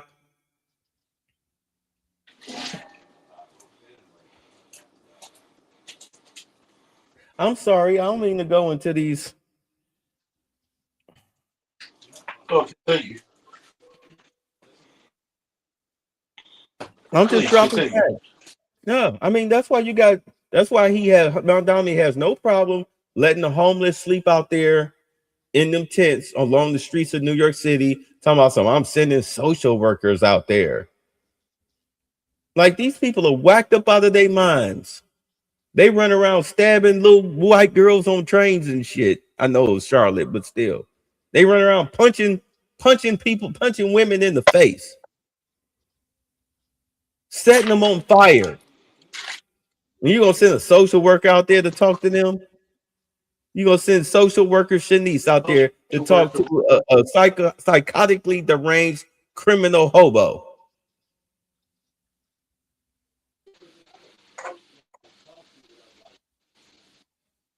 How do you not see that this is an intentional setup for failure? Number one, social workers are going to be tasked behind. They're not going to go out there by themselves. They gonna look at you like you crazy. You're like, am I taking a cop with me? Well, no, you got this, sis. Yeah, okay. How many homeless people you talk to today? 7. I talked to 7. See, I checked the boxes. Your ass spent your time at home catching up on your TV shows on your DVR. Came back home just as came back to work with 20 minutes to go for it's time for you to punch out. Filed your fake paperwork and called it a day. Yep. The fuck out of here. Matter of fact, you can't even, those social workers don't even go to certain houses.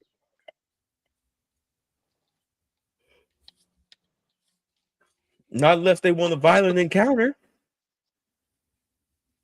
They don't even go to That's the certain part they don't tell you. neighborhoods. Not without escort. Yeah.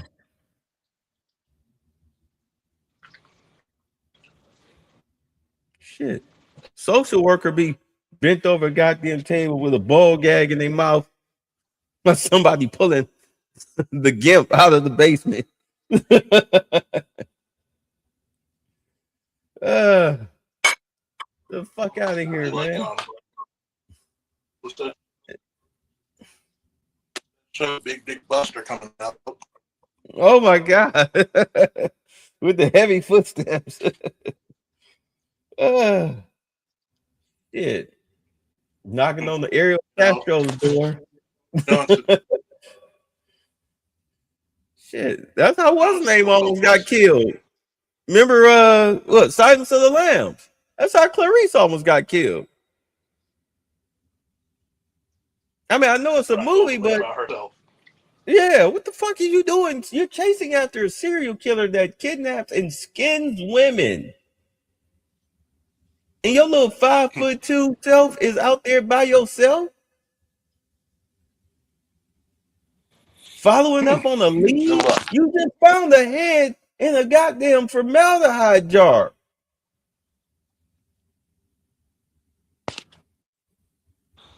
Good luck. In real life, she would have been dead. She'd have been, even if it had a good outcome, she'd have been reprimanded to hell for going by herself. Going on.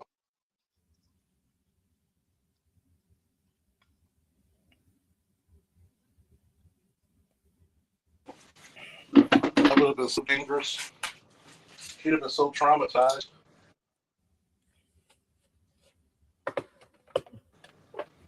She'd been pushing papers somewhere, working for the Board of Health or something. How about say the boop, boop, boop. Fuck this shit. I get a job at my cousin's cleaners. What happened? I got married to a big, strong man.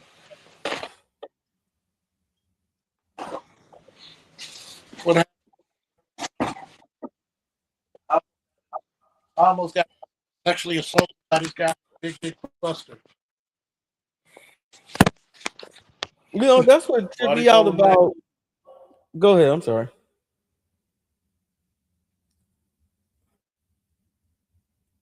Like, why do you call him that? You don't want to know. No. Go ahead. That's what killed me about Anna. That's what killed me about Anna Kasparian. You know, when she got sexually assaulted by the homeless white dude, or what she said was a homeless white dude. For those of y'all that don't know the story, she went outside, of course, you know, in her little, you know, they be wearing their little Lululemons, and she, you know, with her dog, and she bent over to clean up her dog's mess. Instead of bending down at the knee, she bent down at the waist. So 2 white guys was walking by. She said they were homeless. One of them grabbed her by the hips and thrust into her about a good 4 or 5 times. And she said she could feel his heart on. So she ran back in the house. Wow. Yeah. So she ran back in the house to tell her husband. Of course, that bitch ass nigga didn't do shit. They called the police. The police didn't do nothing. So she told her story on Twitter, and people thought they called her racist for calling the police. And she was like, because she never mentioned the race of her assailant. They just assumed that the assailant are black. You know, these are Democrats, liberals, whatever the hell you want to call them. They just assumed that the assailant was black. You know, we're talking about by the hundreds, if not thousands of people. And feels like my assailant was white. Oh, well, you know, and homeless. Oh, well, now you're trying to disenfranchise the homeless. Like, I was sexually assaulted by this dude. That pissed her off. Also, and I remember seeing this one. She was called a birthing person, trans. She's like, I'm not a birthing person. I'm not a cis female. I'm a woman. And this is when they had the fallout where the parasites on TYT that were trans, because they trying to be everybody's ally, they all dropped their contracts with TYT. And it's like, well, the only reason why y'all got any pub was because y'all were associated with TYT. That is, if anybody ever watched y'all shit. So they left TYT.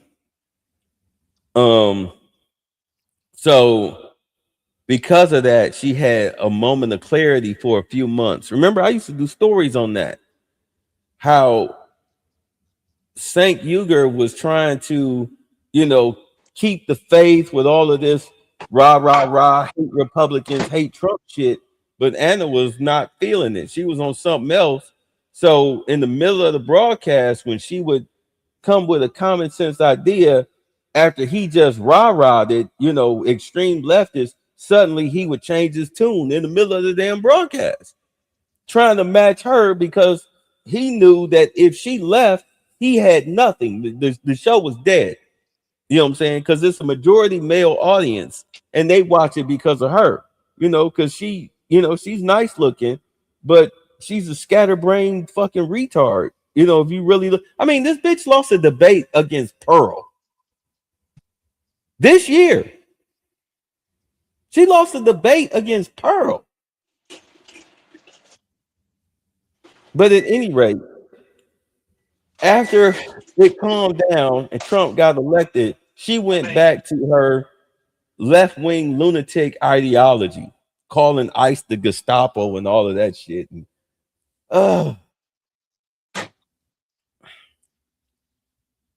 typical white woman, typical white liberal female. Heaven is not, let me not say that. But this is why I'm like, dude, like having dated and been with white chicks, that they can flip the script at the drop of a dime.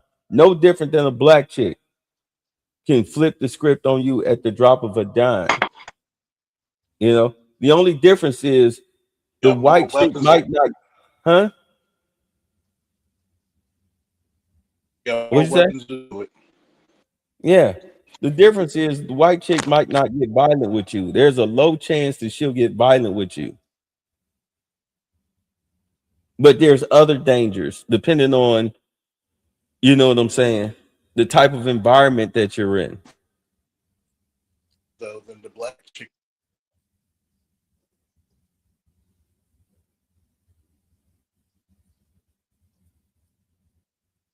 Hispanics not so much. A Hispanic chick will than a black chick to fuck you.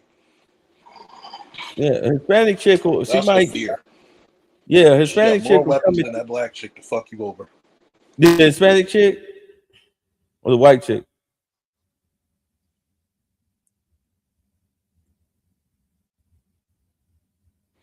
Hello, Charles's.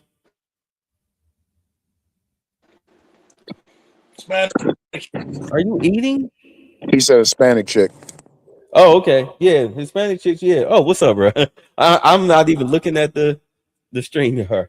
Yeah, but yeah, the Hispanic chicks. Yeah, they'll come at you with a knife. You have to be very careful with them. They're very hot tempered.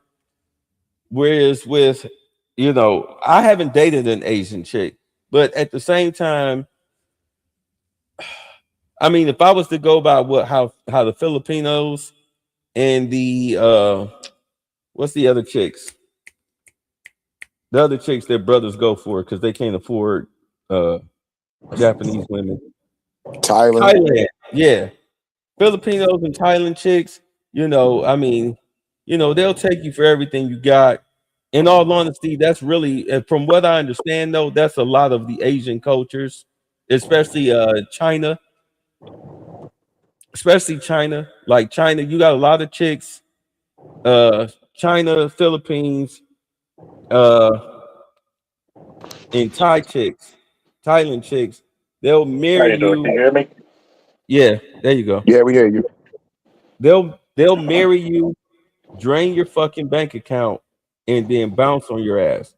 China, they'll have you like these women, the leftover women that they call them that are over the age of 27 plus, where like you as a foreigner, you like, oh well shit.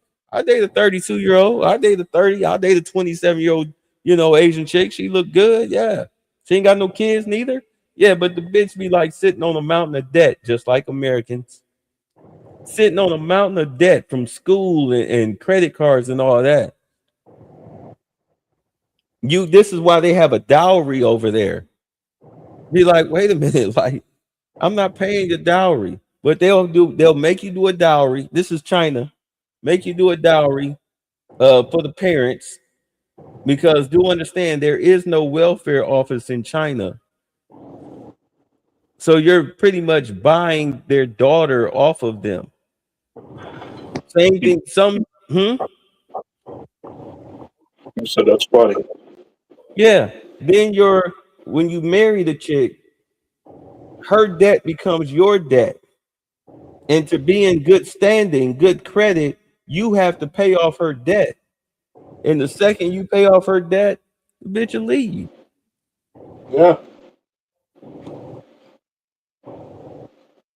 In the Philippines, it's different. The little Asian, them little Filipinos, they'll marry you. You sit up here, they'll talk you into buying a house or building a house or whatever and everything. They might even pop out a few kids on you.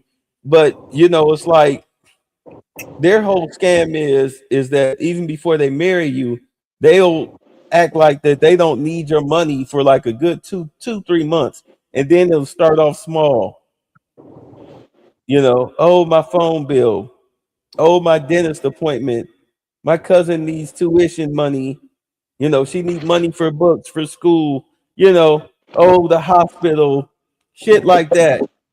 Especially if your monkey ass is over here and she over there, you have no proof of none of this. Yep. The second A you say lot of no, I motherfuckers. can't help you, the relationship is over. I'm sorry, go ahead. That's how a lot of motherfuckers got stuck in the army. Being nickel and dime to death. Yep. I love you on some brother love shit. Fuck out of here. Ah, They're like, first and foremost, why the fuck are you doing that? Well, no, you got to understand, we in love. Man, you going to your commanding officer think he going to marry you? I ain't marrying shit. Fuck you. What it sounds like to me is that this is a global economy. yeah.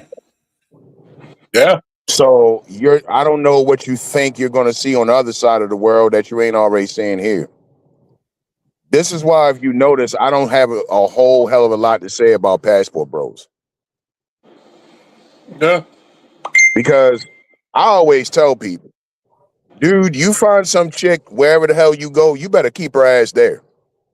Mm-hmm. Because these bitches already know the game in America. I've seen it happen. These You'll chicks walk gonna away get from here, they're gonna marry your ass. Like you hear a lot of black dudes, yeah, yo, I'm gonna get me an African. Like, okay, him. all right. You think them African bitches ain't over there waiting, dreaming of the Mm-hmm. day that some American sucker brings them to the land of milk and honey? Mm-hmm. They can't wait to open Because up they a gonna milk leering you, honey. center. They can't wait to open up a leering center. Get your ass get her ass over here, marry her, get pregnant. Now she can stay here. And you think they don't already know about child support and all alimony and all that shit? Plus, What if you bring them over here and the relationship don't work out and they stay because their paperwork, their visa is good, You have to take care of them for what, good 10 years? You're financially responsible for them, whether they living in your house or not. Yeah. And that means she could have babies by other niggas. You gotta take care of them. Yeah. Yes. It's a global economy, bro. These bitches all over the planet is on the same shit. I've seen them stories coming out of China. Same thing in Korea. Mm-hmm. And it's the same thing. The men are now getting hip to it. And now you got a bunch of Korean women sitting around. Damn, I can't dump my debt on nobody. I'm screwed. Because the Korean men then said, "Fuck that. I ain't doing it." You're gonna see the same thing because America is always behind the times. Oh yeah, because they ashamed to make people upset. I said this years ago about the whole Big Brother thing. The you know what I mean, the cameras all over the place and all that shit. They've been doing that in the UK. And I told Mm-hmm. people, I said it's coming to America. Now everybody's surprised. Oh, what do you mean the airports have facial recognition? Like Doug, you didn't think it was coming? Because they had that after 9/11. They just didn't talk about it. Yeah, the Patriot Act. Bro, these people they've been these people can activate you. You can have a phone you haven't touched in years sitting in your dresser. These people can activate that fucking phone and listen in on your ass at a moment's notice. An old friend of mine from school, from the old neighborhood, ended up in a RICO case with BGF, and that's what they was doing to him. They had activated some old phone of his and was listening to his conversation shit. He's not even touching the damn phone. Yep. And And notice what's the one thing? when he finally realized that they had activated it, he got rid of it.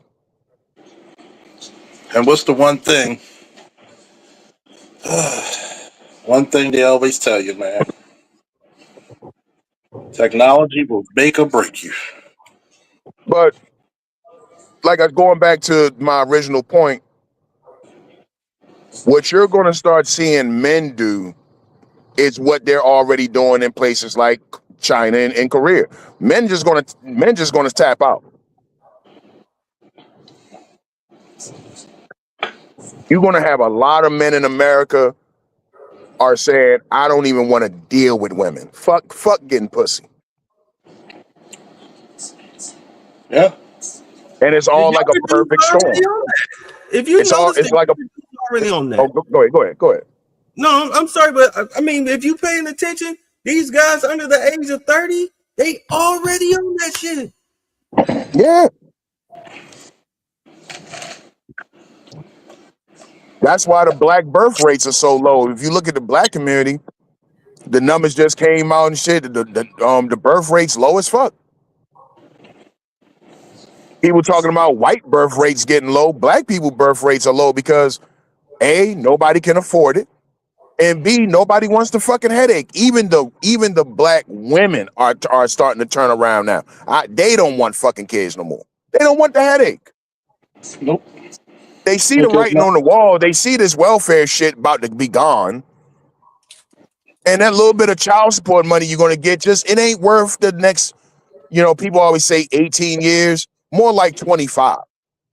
yeah.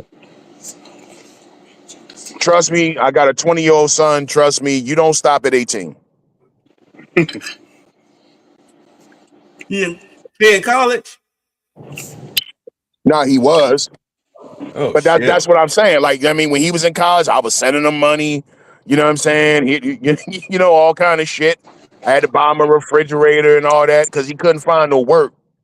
He was up there in PA. Like, it don't stop at 18. You have a kid, you on the hook for the next quarter century. Maybe 30. And the job market, and these kids come home from college after 4 years, can't find work. Where you think they coming? But back to your house. You mean to tell me they can't find a job paying six figures with a Bolivian lesbian ballroom dancing degree. Yeah, imagine that. Wait a minute. So people are just a lot of young men. They just hey, we hear the podcast. We hear the YouTube channels. They don't want to deal with the shit no fucking more. Think about it. Dating's not even fun anymore. Dating's not even fun anymore.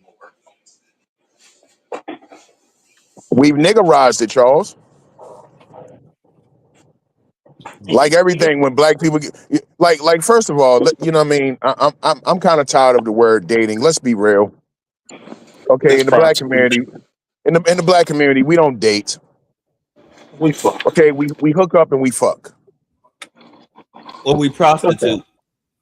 See, everybody wants to use this word dating now because you don't want to be honest. We lie about everything in the black community. Black people lie about every fucking thing. And it is. So Do you know how many lesbians and studs sell pussy? Let's just get that out the air. How many lesbians and studs sell pussy? They selling pussy now? When did they stop? Well, they've been selling pussy. I mean, Let's be real. How many dykes do you know with babies? Too many. And those are the ones who those are the ones who look like the dudes. I've knocked off a few fake studs, you know, pretty little light skinned chicks or whatnot, but no, I didn't know that they were selling it. But then again, y'all are younger than me.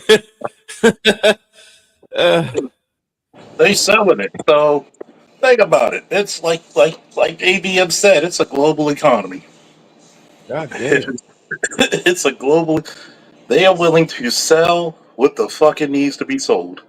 Dog, I knew it. I used to work with this dyke chick who was laying up with the stud, and they adopted a kid for the benefits. Then, of course, they break up. The stud go about her business. Now the dyke bitch is stuck with the adopted kid. Yeah.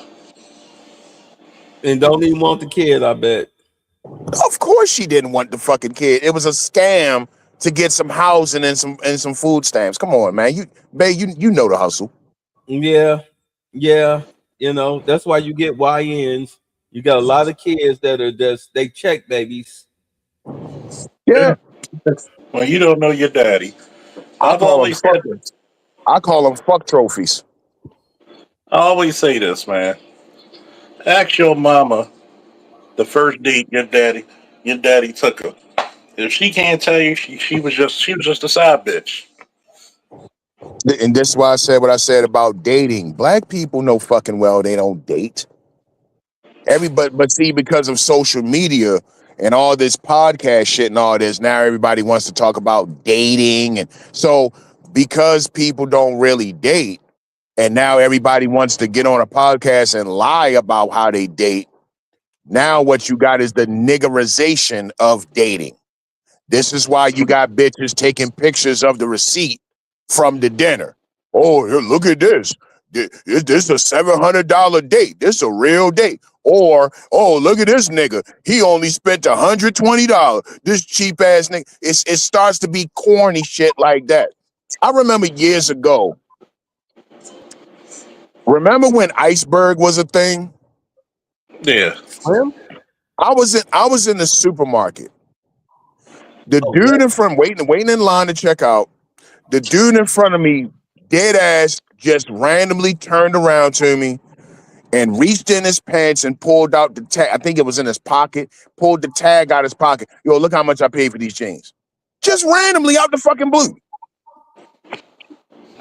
Was he expecting Man, y'all? I paid $300 for these shits, man. Like, what the hell? What was that supposed to accomplish? Dog, I don't fucking know. I wasn't talking to the guy. It's It was just randomly. He just randomly turned around and pulled the tag out of his pocket. Look how much I paid for these jeans. Look how much I pay for these jeans. You want to get in the back seat? And I'm just like, I'm just looking like, what the hell? That's what we've done. We've niggerized dating now. And it's all stroke my ego shit now. So now you got bitches out here want to talk this shit about Chris Roofs. Have you ever seen a woman sit down and eat a whole fucking steak for real? Because I've never have. And if you have, that might not be a woman. Or she a big bitch. I mean, because bro, I can barely get through a fucking T-bone. All these bitches with this high class. Where's all this high class shit coming from? Filet mignon, bitch. How you how you how you Why do fucking you want high to go class? to a steakhouse for what's that shit? Prime rib. Why? How you a high class bitch? And you from Douglas Homes? You're from Cleveland. You're from East St. Louis. It's like that divester chick, Paris Milan. Your name is Paris Milan. You haven't been to either one, and you're from fucking Compton. Yeah. Why is your name Paris Milan? You're from fucking Compton. The most exotic place she's been is New York and Florida. Like, think about it, right? These bitches don't even like being black. I'm Blasian baddie. You can't be a baddie if you fat. Just because you got some fake nails, fake ass, fake titties, fake attitude, fake lashes, don't make you a baddie. No, they're talking Most of about you, their health. They say they're baddie. My health is All, baddie. all of all of this shit has just alienated the fucking hell out of men, and men don't want to take part in it. And you're seeing it. This young generation. I can't wait to the next census. I don't know what year the next census is going to be. I'm pretty sure we just had one recently because we're at 54% of black men single, when you know what I mean, over the age of 18, no kids, childless black men. That fuck around and hit like 60% by the time the next census roll around. that's going to be 2030. About 2030, they'll take another one, or at least it comes out. You And got to look at it. and go ahead, buddy. You got to look at it. I'll be 44 this year. Never been married, never proposed. That's almost unheard of in our community, even 20, 30 years ago. Bro, remember But like 1998, 99? Remember that song? Who was that dude that came out with that song? That everybody was playing at the weddings. um, How'd it Couldn't go? we be happily ever after? Couldn't we be happily ever after? Something like that. Remember that dude? That baby we face? be That's not No, it's not Babyface. happy No. ever after. Yeah, and he had Beyonce in the video. Dog, you couldn't go nobody's wedding. You couldn't go to nobody's wedding without hearing that fucking song. Yeah. And it was crazy because like 5 years prior to that, all the white people weddings, they had that Whitney Houston shit, I Will Always Love You. That was like white people's married anthem, right? Can I be honest about something? Go ahead. Y'all know, like occasionally I bartend on weekends, right? Mm-hmm. I've been doing this since 20, I would say 2019, no, 2020. So for about the past 5 years, I've been doing the bartending thing, for my homeboy. I've only done 2 black weddings. Mm-hmm. And I'm in Atlanta. Mm-hmm. 2 black weddings. Yeah. Nobody wants to do it no fucking more, dude. Everybody's tired. You can't afford it. You can't find stable work, adequate work, adequate pay. Everybody's underpaid. Even the white men are complaining. Then you get online and you see bitches talking about I want a nigga making 300 grand. Like, well, the And they dude got making 300 grand don't want you. Did you ever stop to think about that? He don't want Again, you're from fucking Cleveland. Where are you going to find this guy? You're in I'm the gonna tell hood. you. I had to break. Can I be black pill with you too in the audience? 5,000 plus gratuity. Go ahead. Matter of fact, 20%. um, I had to tell this to my ex one time, and she's formerly married, but the dude was pretty much a beta male idiot. And I would normally not say that about a dude unless I met them. But I met him. I was like, "You married this nigga? Damn, you must have got pregnant, huh?" I said, He married well, Jerry Smith. and she just turned what, 37, 38. Of course, every black woman has a journal or a diary about them finding the perfect man for them. Please let them be between the ages of 37 and 45. Either no kids or kids in my age. Making a certain amount of money, certain build, loves God. And I told her, I said, Shorty, let's be real, right? You got three kids, two adult, one in high school. Okay. You had two babies by one dude. You had two babies by one dude. Your son, you were married. Are you at the same size when you even got married to your ex husband? God damn. Why would he pick you? Because he's got to take care of your daughters. And I hate it when women say, you don't got to take care of them. That's bullshit. Bullshit. The first time you say no, I'm not. I don't have $20 for little Timmy's school thing. The relationship is over. Yeah. Even if they're adults, you taking care of them. And you're telling me, right? Why would he pick you and not somebody 10 years younger than you? Especially if he doesn't have kids. Would you give him a baby? Well, I'm going to give him a baby. You're 38.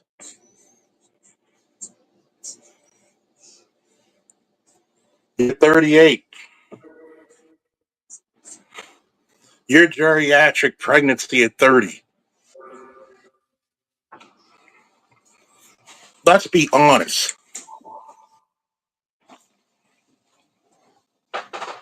And I had to tell her the wild part. Every man judge you by your baby daddy. Everyone does. And people will say, what you mean? I got to ask you fellas this. Does it make sense if I tell a person I will never get, I will never pay for anything that lesser men got for free? Makes sense to And I me. make so if the first time you didn't get married to your two daughters' father was because he got the house kicked in and he went to the straight and narrow, but he got fucked over and went back to the streets,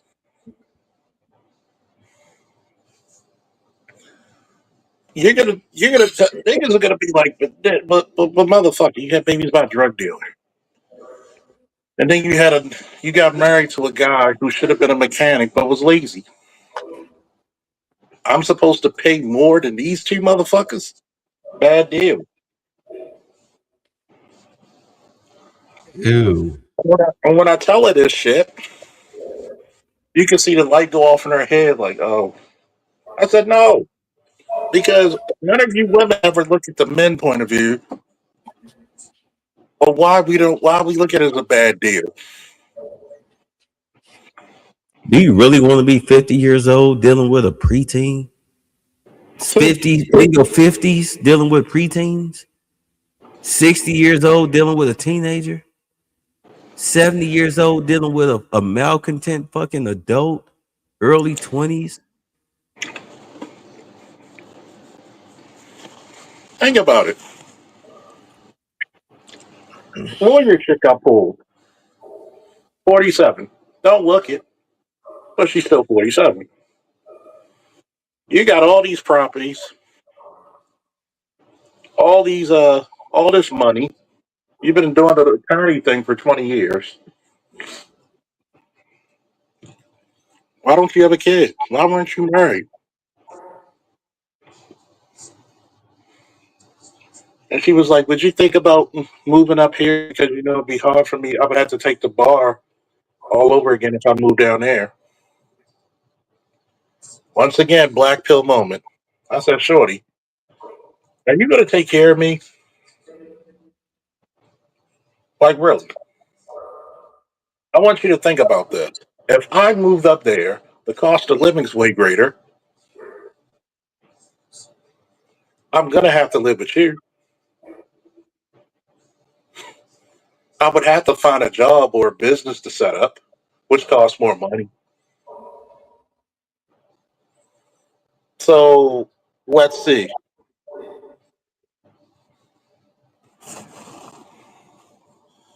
It's funny, Loss. They don't talk about the $20,000 to take for those injections either.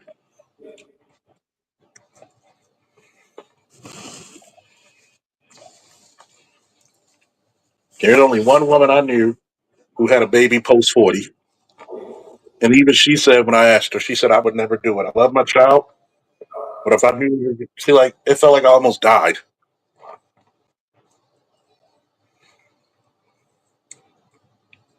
And I said I respect that honesty.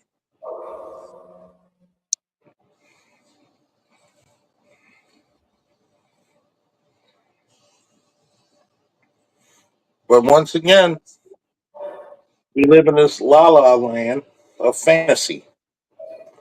I got forever and a day to fuck up, and some man of means will save me from my fucking iniquities.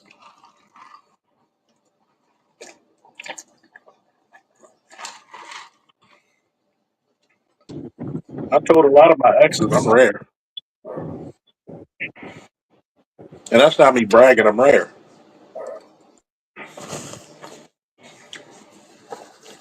When I drop game knowledge and information, I'm rare.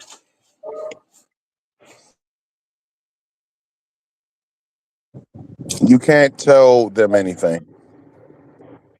Huh? You can't tell them anything, Exactly. especially I in the can be. black community where it's imperative that they have to feel like they're above you, even though they're fucking you. They still feel the need to Hmm, be above you. They're better than you, so it's like, what do you know, simpleton? It's like, okay, hmm. How many times have I stepped this is why around? you see the chaos that you see in the black community. Yeah, yeah, yeah.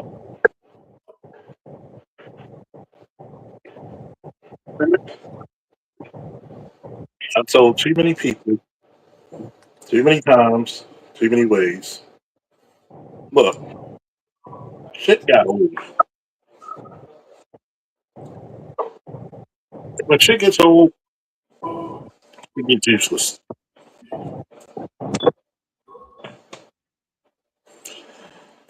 And sometimes,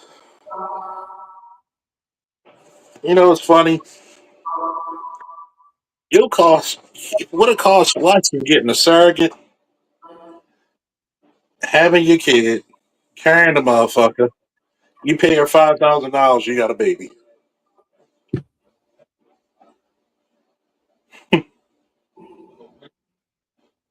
Ain't that a bitch, is it?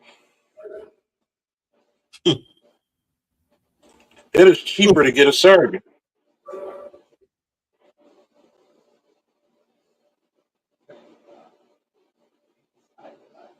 It is cheaper to get a goddamn surrogate.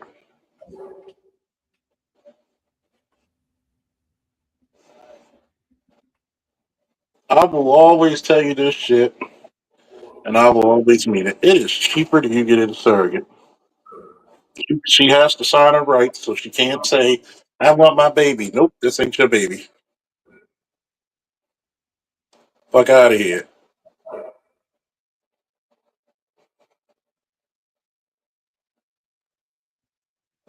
Fuck you mean? Fuck out of here. Get out of here.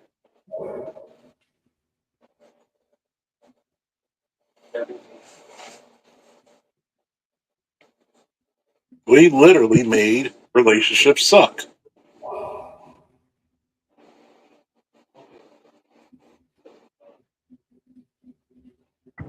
When everything is a business transaction, then what fucking business is fun? Hmm. Who the fuck says their business is fun? You never heard a Exactly. person with a restaurant say it's fun. You never heard a person with a barbershop saying it's fun. No, it's a business. And they will treat it So as such. when you turn dating, relationships, marriage, pregnancy into a business transaction, it's all about getting money. Yeah, it's not fun no fucking more. And like any business, if you're an investor and you don't see a return on your investment, you pull the fuck out. Yeah. If you're a potential investor and you say, I don't like that business, that's a bad business model, I'm not going to invest in it, then that's what you're going to do. You're not going to invest in it.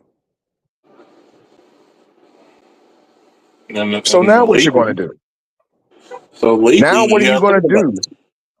What are you going to do now when now the very men that you shitted on, who happen to be the very men that you count on, what are you going to do now when they don't want to invest anymore? What are you going to do? This is I why you love the see fact. chicks all over TikTok, crashing out on TikTok and shit. Oh, nobody's helping me. Oh, being a mother's so hard. Oh, there's no resources. Of course, there's not any resources. Your precious Democrats that you black women go vote for at a 97% clip, right? They gave all the resources to the illegals. You got bitches all over TikTok. I can't get rent. I can't get rent vouchers. I can't get daycare vouchers. Yeah, but y'all wanted Kamala Harris. But you voted for Joe Biden.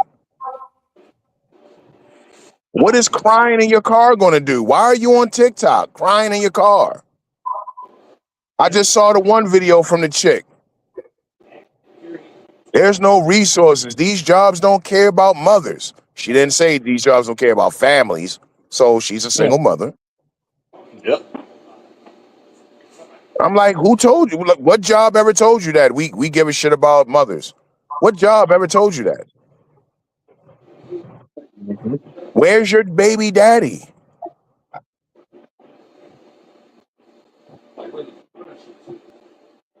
But I here's don't the thing. understand this whole trend of getting on TikTok telling everybody how you're homeless. I'm in the shelter. Oh, the shelter kicked me out.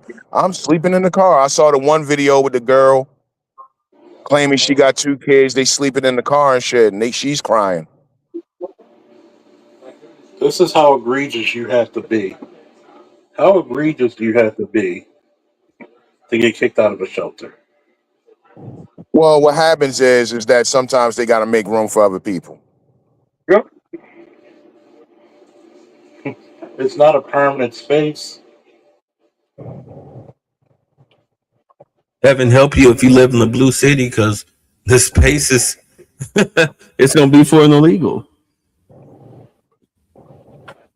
You Your voted for black this shit. ass is out. Yeah, your black ass is out because they want to replace you with an illegal. People don't seem to get that. Again, we try to tell them. You can't tell them shit. I even had my Oh, ex, right? nigga, you voted for Trump because you want to be like a white man.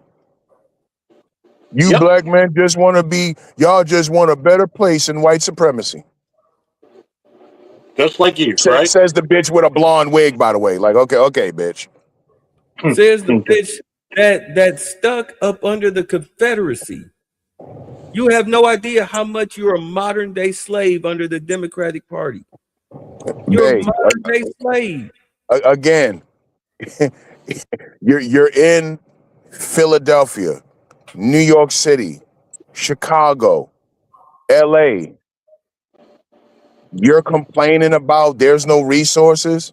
You're in Detroit, you're in St. Louis, you're complaining I can't get daycare vouchers. They cut my daycare vouchers off. There's no resources. You know what the daycare vouchers What were for don't my you father? understand? 20 million fucking illegals came in under Biden Harris's administration. You can't have 20 million motherfuckers just sitting around in your country not doing shit. That's where gangs come from. That's where kidnappings and rapes and all types of crime and shit come from. You have to get these people off the street. You have to get them some type of fucking employment, right? You want to take taxes out of their paychecks and shit, don't you? Right? You got to make housing. You got to make living space for these people. So who do you think is going to be the ones to get moved out? Who do you think are going to be the ones to get pushed out? You, The the bottom of the niggas. total pole. The bottom of You the total niggas pole. will. How do you complain about America's white supremacy system and all this shit, and then you're surprised at all of this? When you help You facilitate it. people, you people voted for Biden. Biden sat there in that Zoom call with them black leaders, air quote leaders, and fucking pointed at the camera in the Zoom call and said, y'all got to get behind the Mexicans.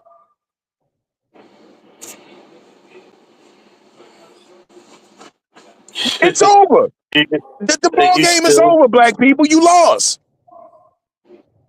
what happened? What happened to the comic books?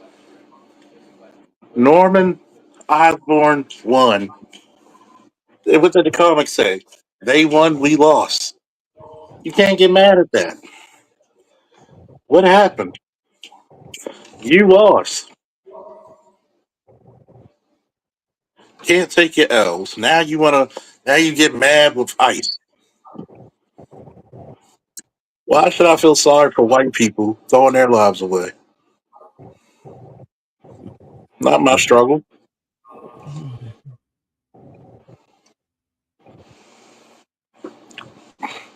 Not my struggle. It's over. You can't rely on Big Daddy government anymore. You can't think you're going to go out here, have a baby with Big Dick Tyrone, and then Big Dick Tyrone goes to prison because that's the type of nigga you like. You like those guys. So now he's going to do his 8 years on his attempt murder and think you're going to get by and you mean with just going to social service and, getting some stamps and getting some welfare, getting some rent vouchers. There's no money. Don't you think the federal government is going to crack down even harder now that you see this big ass scandal with the Somalian scammers up there in Minnesota that's reaching into other states? Hell, I just saw something. I didn't read the article. I got to go back and read it. There's fraud in my state. It's over. Yeah. Think about it. Look at Baltimore. Look at Baltimore. Your school systems are fucked. You don't have enough people who are educated, willing, and gracious enough to make the system work. But then you still want to be able to take out from the system without putting back in. Everybody can count to 10, right? Oh, Yeah. let's look at this. My father, if you include himself, there were 10 kids. Excuse me, 12. brothers and sisters, including himself. My mother, including herself, 4. How many kids did my father have? 3. How many did my mother have? 2. You're not even repopulating. Then it's not the men who don't want to commit to families, it's you. How can you say we can't commit to families, but you got 3 baby fathers?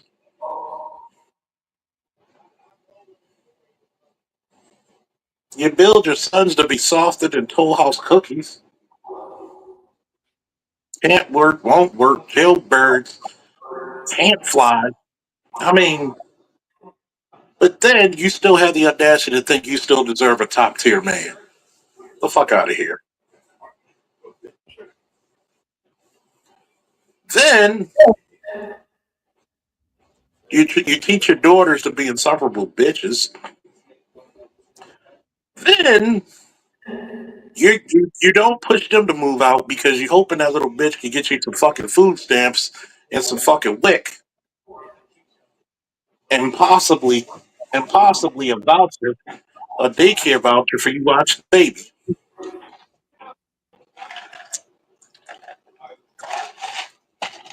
And then you won't put up $5 to your kids' books for college, but you'll put 150 towards his commissary. And then you're gonna complain when he comes back home and can't find work.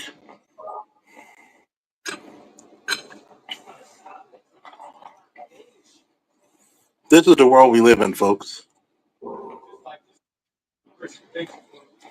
I want you to think about that. This is the world we live in. But I should be mad about Trump. I should be mad about ICE. But what do you find out? It's not fun once the rabbit gets the gun. No divorce, 50-50 custody for divorce. No fucking getting over on people. Nah, that shit ain't working. America's tired of the bullshit. And guess what? America can't afford the bullshit. Oh yeah, it's coming soon where men are going to be very, very, very, very, very. What's the word? Valuable. They're going to be very. Oh, they're always going to be valuable, but they're going to be very nonchalant about seeing a woman and a child in the car, and that's where they live.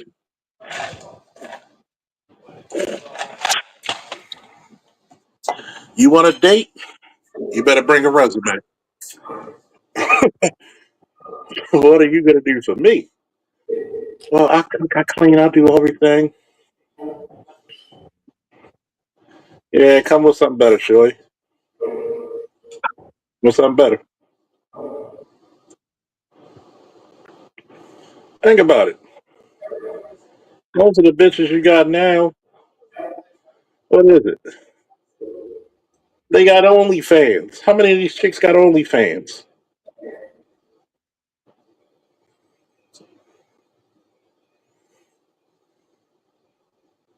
How many of these chicks are gonna fuck around and find out you bring around your folks, you married her, she was selling pussy to your homeboy 2 years ago.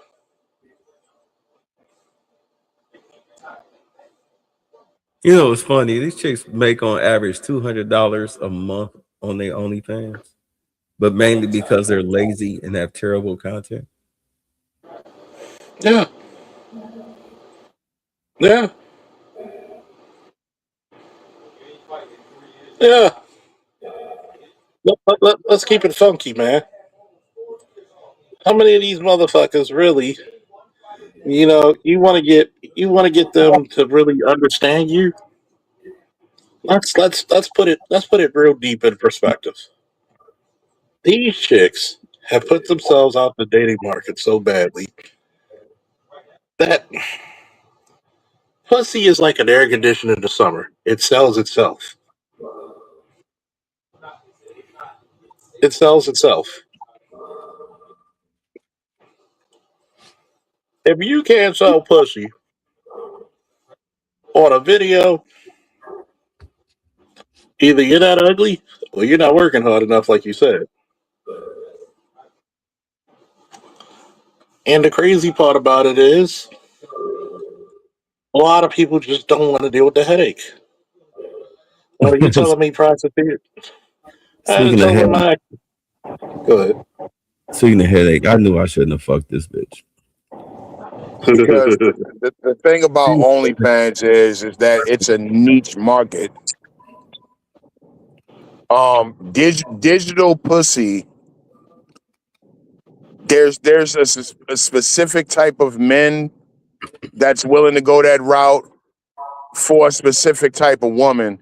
Usually fresh 18 and over types, and usually Asian, some type of Asian or young blonde, foreign blonde. You understand what I'm saying? Yeah. So the average woman is only making about 200 a month on OnlyFans because I mean, let's keep it real. Nobody's really looking for you. Yeah. And it's only, again, the chicks that you see making real money on OnlyFans, look them up. They're white chicks. Well, And they're they're white chicks. extremely young. Like that little Asian girl, as soon as Mm-hmm. she turned 18 and she started her OnlyFans, like she was a millionaire instantly. Mm-hmm. Oh, that little tape. Oh, you niggas is pedophiles. And I mean, okay, say what you want to say, but that bitch sitting on money now. That little tape chick you talking about? Yeah. Yeah. Like you bitches 35 and shit think you gonna pop pussy on OnlyFans? And you I already mean, had like you a you dozen making big. gas money, I guess. You got like half a fucking. You got like half a dozen babies popped out your pussy. It ain't gonna be tight like it used to be. You thought you was gonna have a real income on digital pussy? Shorty, and you you're better and off you're going old. outside for real. And you're old. That digital shit ain't gonna cut it. Not when you can just get on Pornhub for free. Why am I subscribing to you for $5 a month? For what?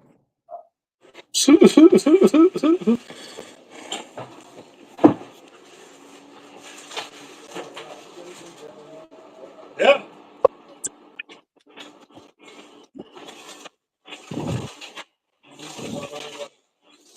They've been sold a bad bill of goods, man. I mean, and the thing is, the boomers and a lot of the Xers are gearing up for retirement.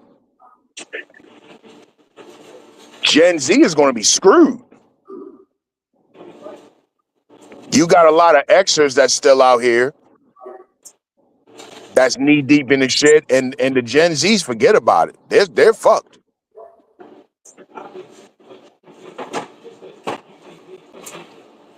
Millennials have grown antisocial.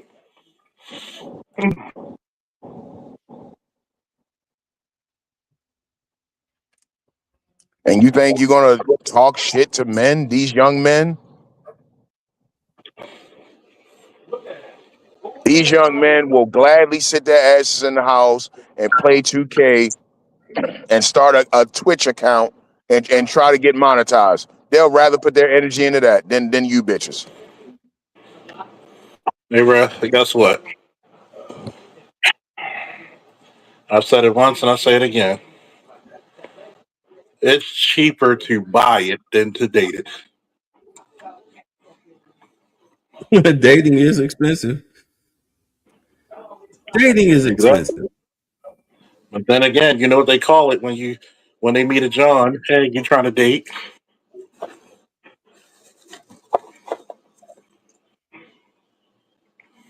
And then most of the times you go out on a date, she complaining the whole fucking time.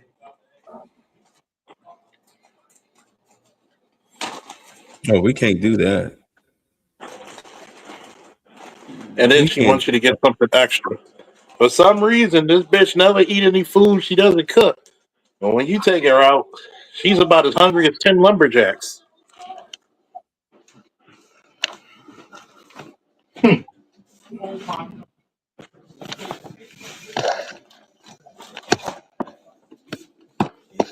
Make that shit make sense. Go ahead, y'all talk. I'm gonna take this call. Talk real quick. Talk real quick. Just quickly. No, no, I mess around there. We did the photo shoot. She stopped by. I cooked because I always feed my guests. She spent the night. She was supposed to did her fucking promo shit. It was supposed to be. She was supposed to have that shit done. What's the day? Tuesday. Well, now it's Wednesday. She was supposed to drop that shit Monday night. This whole time while I've been sitting up here quiet with y'all because I'm sitting up here on. I'm talking to her through text. She ain't even did the goddamn video.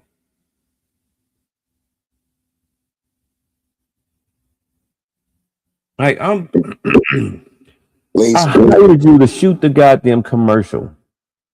You did the pics. Now you did the video. Now you need to do the commercial, which you were supposed to have done. I sent you the fucking script. Why didn't you do the commercial?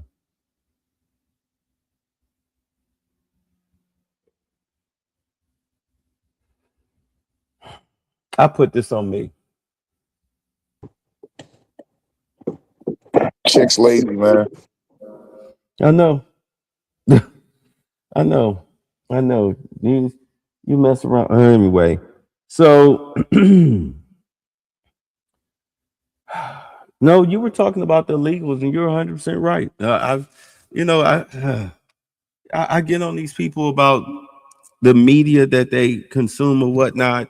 I mean, and I get it. A lot of these guys, I I understand why they watch a lot of, you know, I hate black women content because they mad at their moms because they were, club babies and shit like that.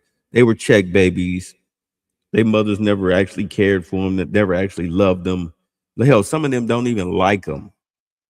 You know what I'm saying? Some of these dudes' mothers didn't even like them.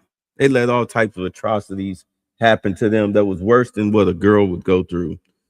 So they found an outlet online to psychologically vent their anger. It's like going to church. You know what I'm saying? For a lot of these dudes, it's like going to church.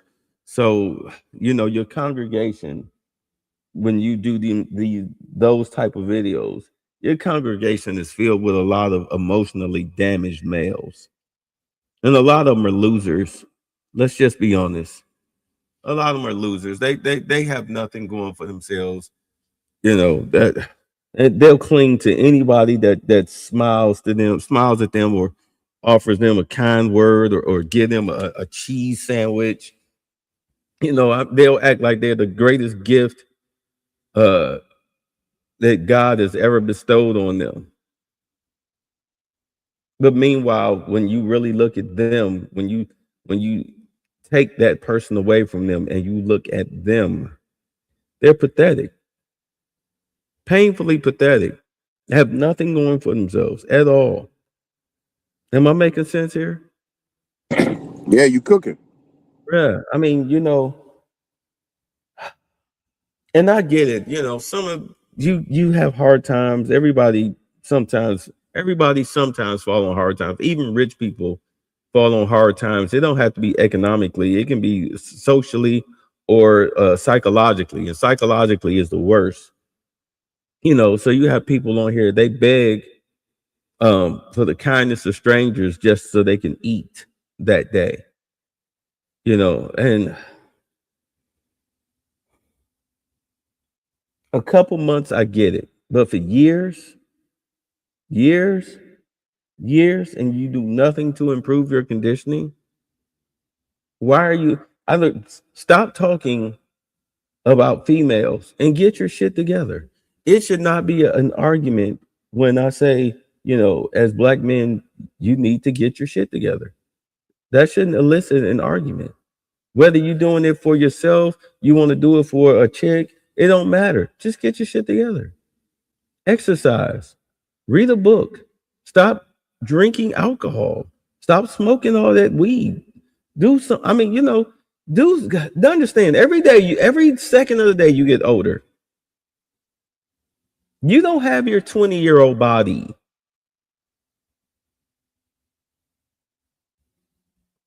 You get sick. You can work out every goddamn day. Your body breaks down. It's just part of life. There are no 300-year-old motherfuckers running around here ripped like Arnold Schwarzenegger. In fact, look at Arnold Schwarzenegger. Do he look like Arnold Schwarzenegger from Commando? Or do he look like a frail old man? He looks like an old man. Yeah. Just like Hulk Hogan was looking like an old man. You know what I mean? Like, yeah. You're gonna die. You kidney failure, heart failure, liver failure, high blood pressure, all of this shit. You never know. Aneurysm. When my stepmother died, she was cool. She's sitting in the booth, worried about this was back 2018, worried about black folks in Trump, and she died in the goddamn booth at fucking Ponderosa. Brain dead in the booth. One minute she chilling, next minute, I don't feel so good. Slump.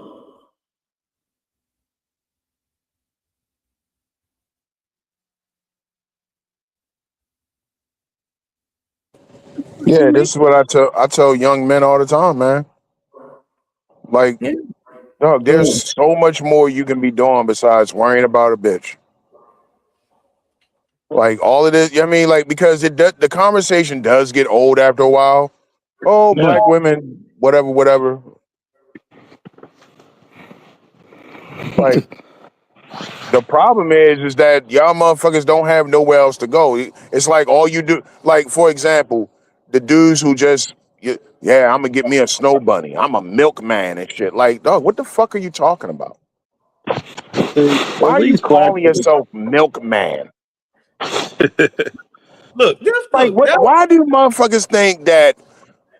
You know what I mean? Like, okay, I get it. There's a subculture when it comes to black people in America. A lot of shit, you know what I mean, that may not be as bad in other communities. But yo, a woman is still a woman. I don't give a fuck who you are. And I've had to go to the family courthouse and take care of business at the courthouse when I was doing my whole child support thing. You're gonna see a lot of white men in the courthouse paying child support.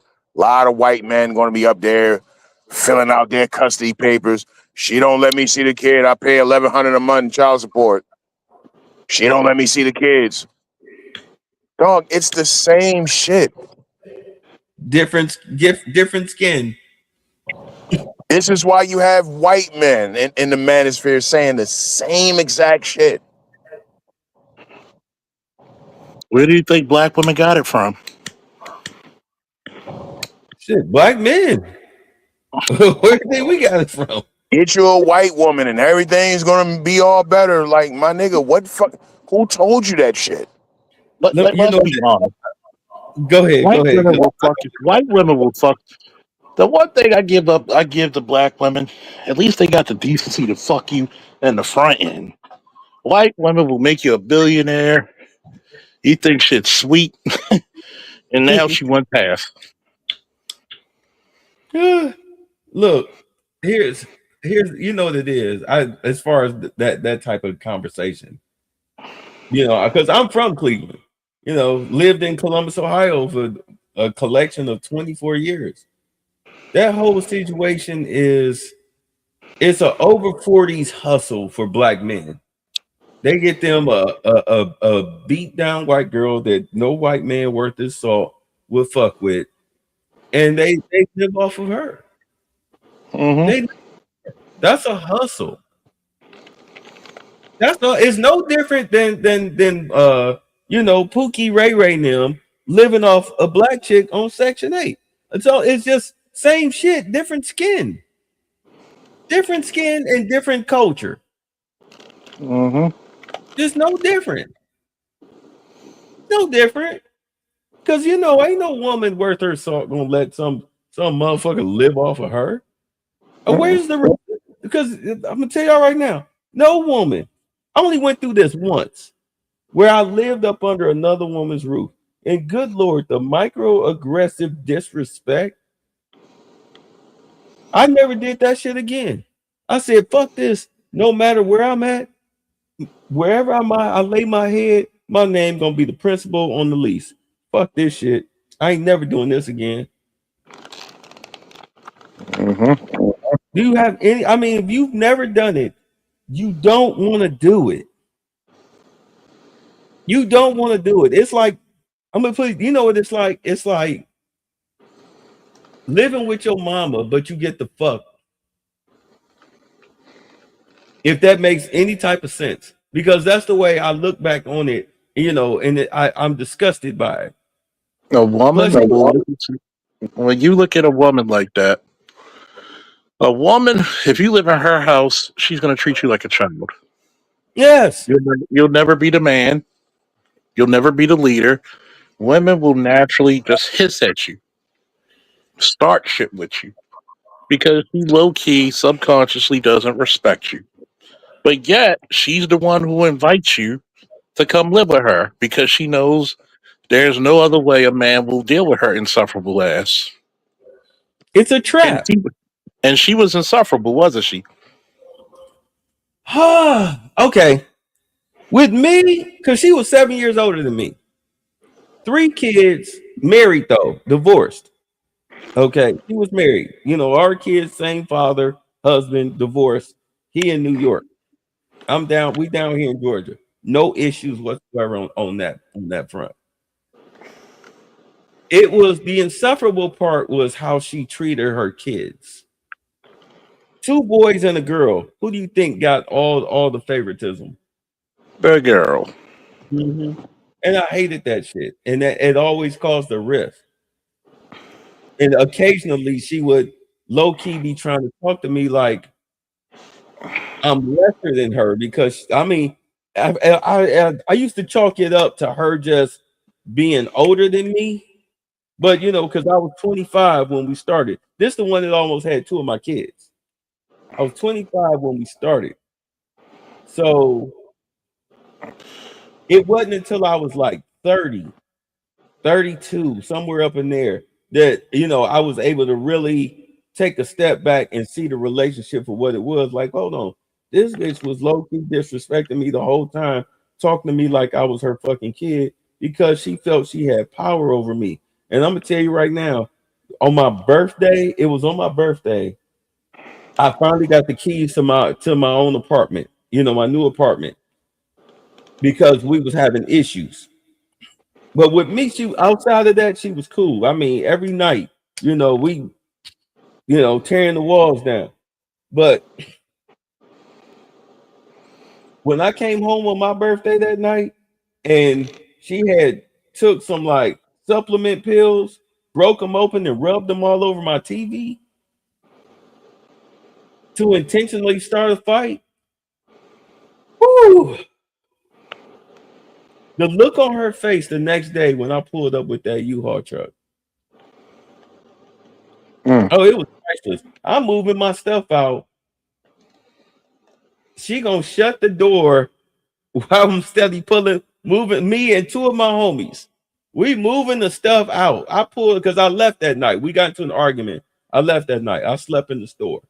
I went to the house thinking that she had went to work because I was just gonna pack up my stuff, right? She was home. She had the top lock. Don't come back unless you got a U-Haul truck. All right. 2 hours later, pulled up with 2 of my homies in the U-Haul truck. She was stunned. We halfway moving my shit out of her house. The bitch gonna lock the door. So I called the police. She opened the door for the cop, let me take the rest of my stuff. The funny thing about it was the cop was trying to hit on her. You know what I'm saying? I'm standing right there. I'm watching him write down his cell phone number to give to her and everything because she was nice. She was nice. Um, I was unfazed. I was unfazed because I was like, I'm not gonna do this shit with you. I'm done. I'm done. But she was so pissed off about the whole situation. Don't fellas never let a bitch have power over you. Nope. And a house is major power. A car and a house is major power. Don't drive her car. Get your own fucking car. Get your own fucking car and stay in your own fucking spot. That's why when all this shit was going on, I was like, look, in all honesty, it ain't 50-50. It's 70-30. You pay the rent slash mortgage. She pay the utilities. Y'all split the food. Like, because if you paying the full rent, you can exist without her. Because if you and the bitch break up and she move out, you bet not be strapped for cash. You understand what I'm saying? You bet not be strapped for cash. And every bitch you let live in your house and you don't have, she will move out.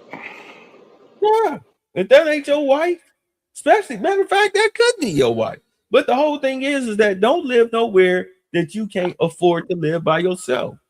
In the I, words of Charles, go ahead. in the words of Charles Singer, you pay bills like she doesn't exist anyway. Right. If anything, collect money. Hmm. Collect the money. No, I'm not. No. Hey, honey. Yeah, you set the budget. Let's say all the bills, the rent, light, cable that she pay, average out to about maybe 400 something dollars. Collect five. Collect five. Because of tax. Or better yet, collect six. Hmm. Collect six. Well, what's the six for groceries? 650 groceries. Let's make it an 650. even seven. Even seven. Give us something Yeah, to work even for. yeah, look, for the utilities, groceries, trash bags, stuff like that. Well, what you doing? Oh shit. I'm paying the mortgage. 2 grand. You only paying 7. Cough it up. Cough it up. Every 2 weeks. Yeah, cash at me. Venmo me. That way you already got it. You should already pay the bill with your second check and then her money come in. How you gonna let a bitch be the arbiter of your fucking bills? Hmm. You collect rent like she a fucking roommate with benefits. The hell is y'all doing? It's almost like you let your dick destroy your mentality because you're financially illiterate. You don't know how to work this shit because there's no instruction book. You watching your mama or your daddy do the shit, and they not gonna tell your kitty ass how the fuck the money go in the house. Do you understand? So you gotta figure this shit out on your own. You Hmm. gotta figure that on your own. Ooh, God. Woo! This is the one thing I hated about the conscious community is that they used to preach all that community shit and date single mother bullshit and all that. Man, if I could go back, there's no fucking way I would completely change that message around. Hmm. I would completely change that message around. Like, no, brother, no. She conscious. Tell her pro-black boyfriend or baby daddy or pro-black baby daddy to pay for his fucking child. We don't do deadbeats in the BC. That should have been the message. No deadbeats in the BC. Ain't no fucking community raise a kid because you a hoe. Because do understand a lot of the women that was in that shit were, especially in the 90s, was hoes. Ask me Hmm. how I know. Shit. God damn. Y'all let that man fuck that shit. You let your dick do the talking. I'm pretty sure everybody on here listening know that they wish that they could take their dick back from a bitch. Let me take my dick back. I hate that I fucked you. Listen to me earlier. I hate that I fucked the bitch yesterday. I hate that I fucked her. Now I can't get her to do her fucking job.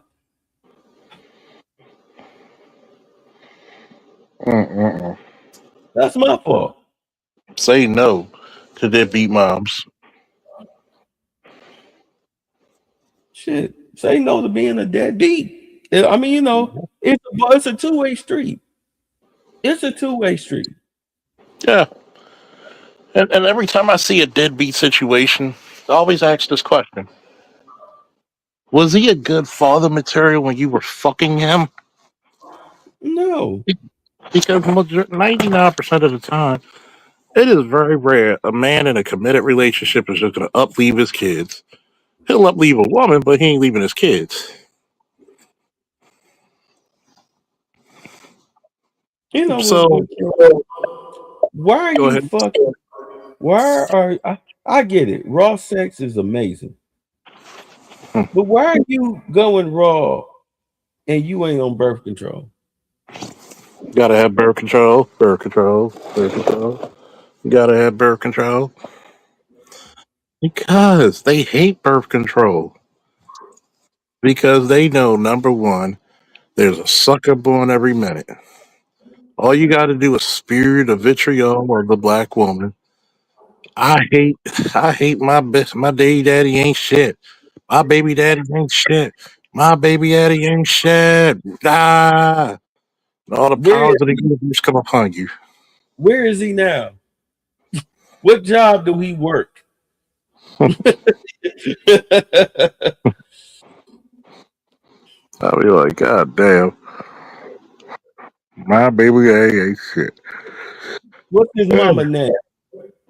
So, What's his I mama don't- name? so how can an ain't shit nigga get in your drawers? Never like that shit. How does an ain't shit nigga get in your pussy? How long I did you mean, know he was? that's gonna happen. That's gonna happen. But why are you not on birth control? Mm-hmm. You are the first, middle, and last defender of your womb. Because she never believed it. Oh yeah, she never believes it's her. It's never gonna be me. Yeah, okay. Even though you on your third baby daddy. I stop that. I swing and I miss, and one time I hit. Think she pregnant. The most fertile chick in the world is one that already had a baby. Mm-hmm. As soon as they have the baby, they fertile. It is weird. Anyway. Yeah. All right, y'all. Let me go to bed. I got to do this goddamn fucking thing tomorrow. And this damn video is still analyzing. This thing is still on 10%. It better be All right, ready with fucking morning. everybody. Later. All right.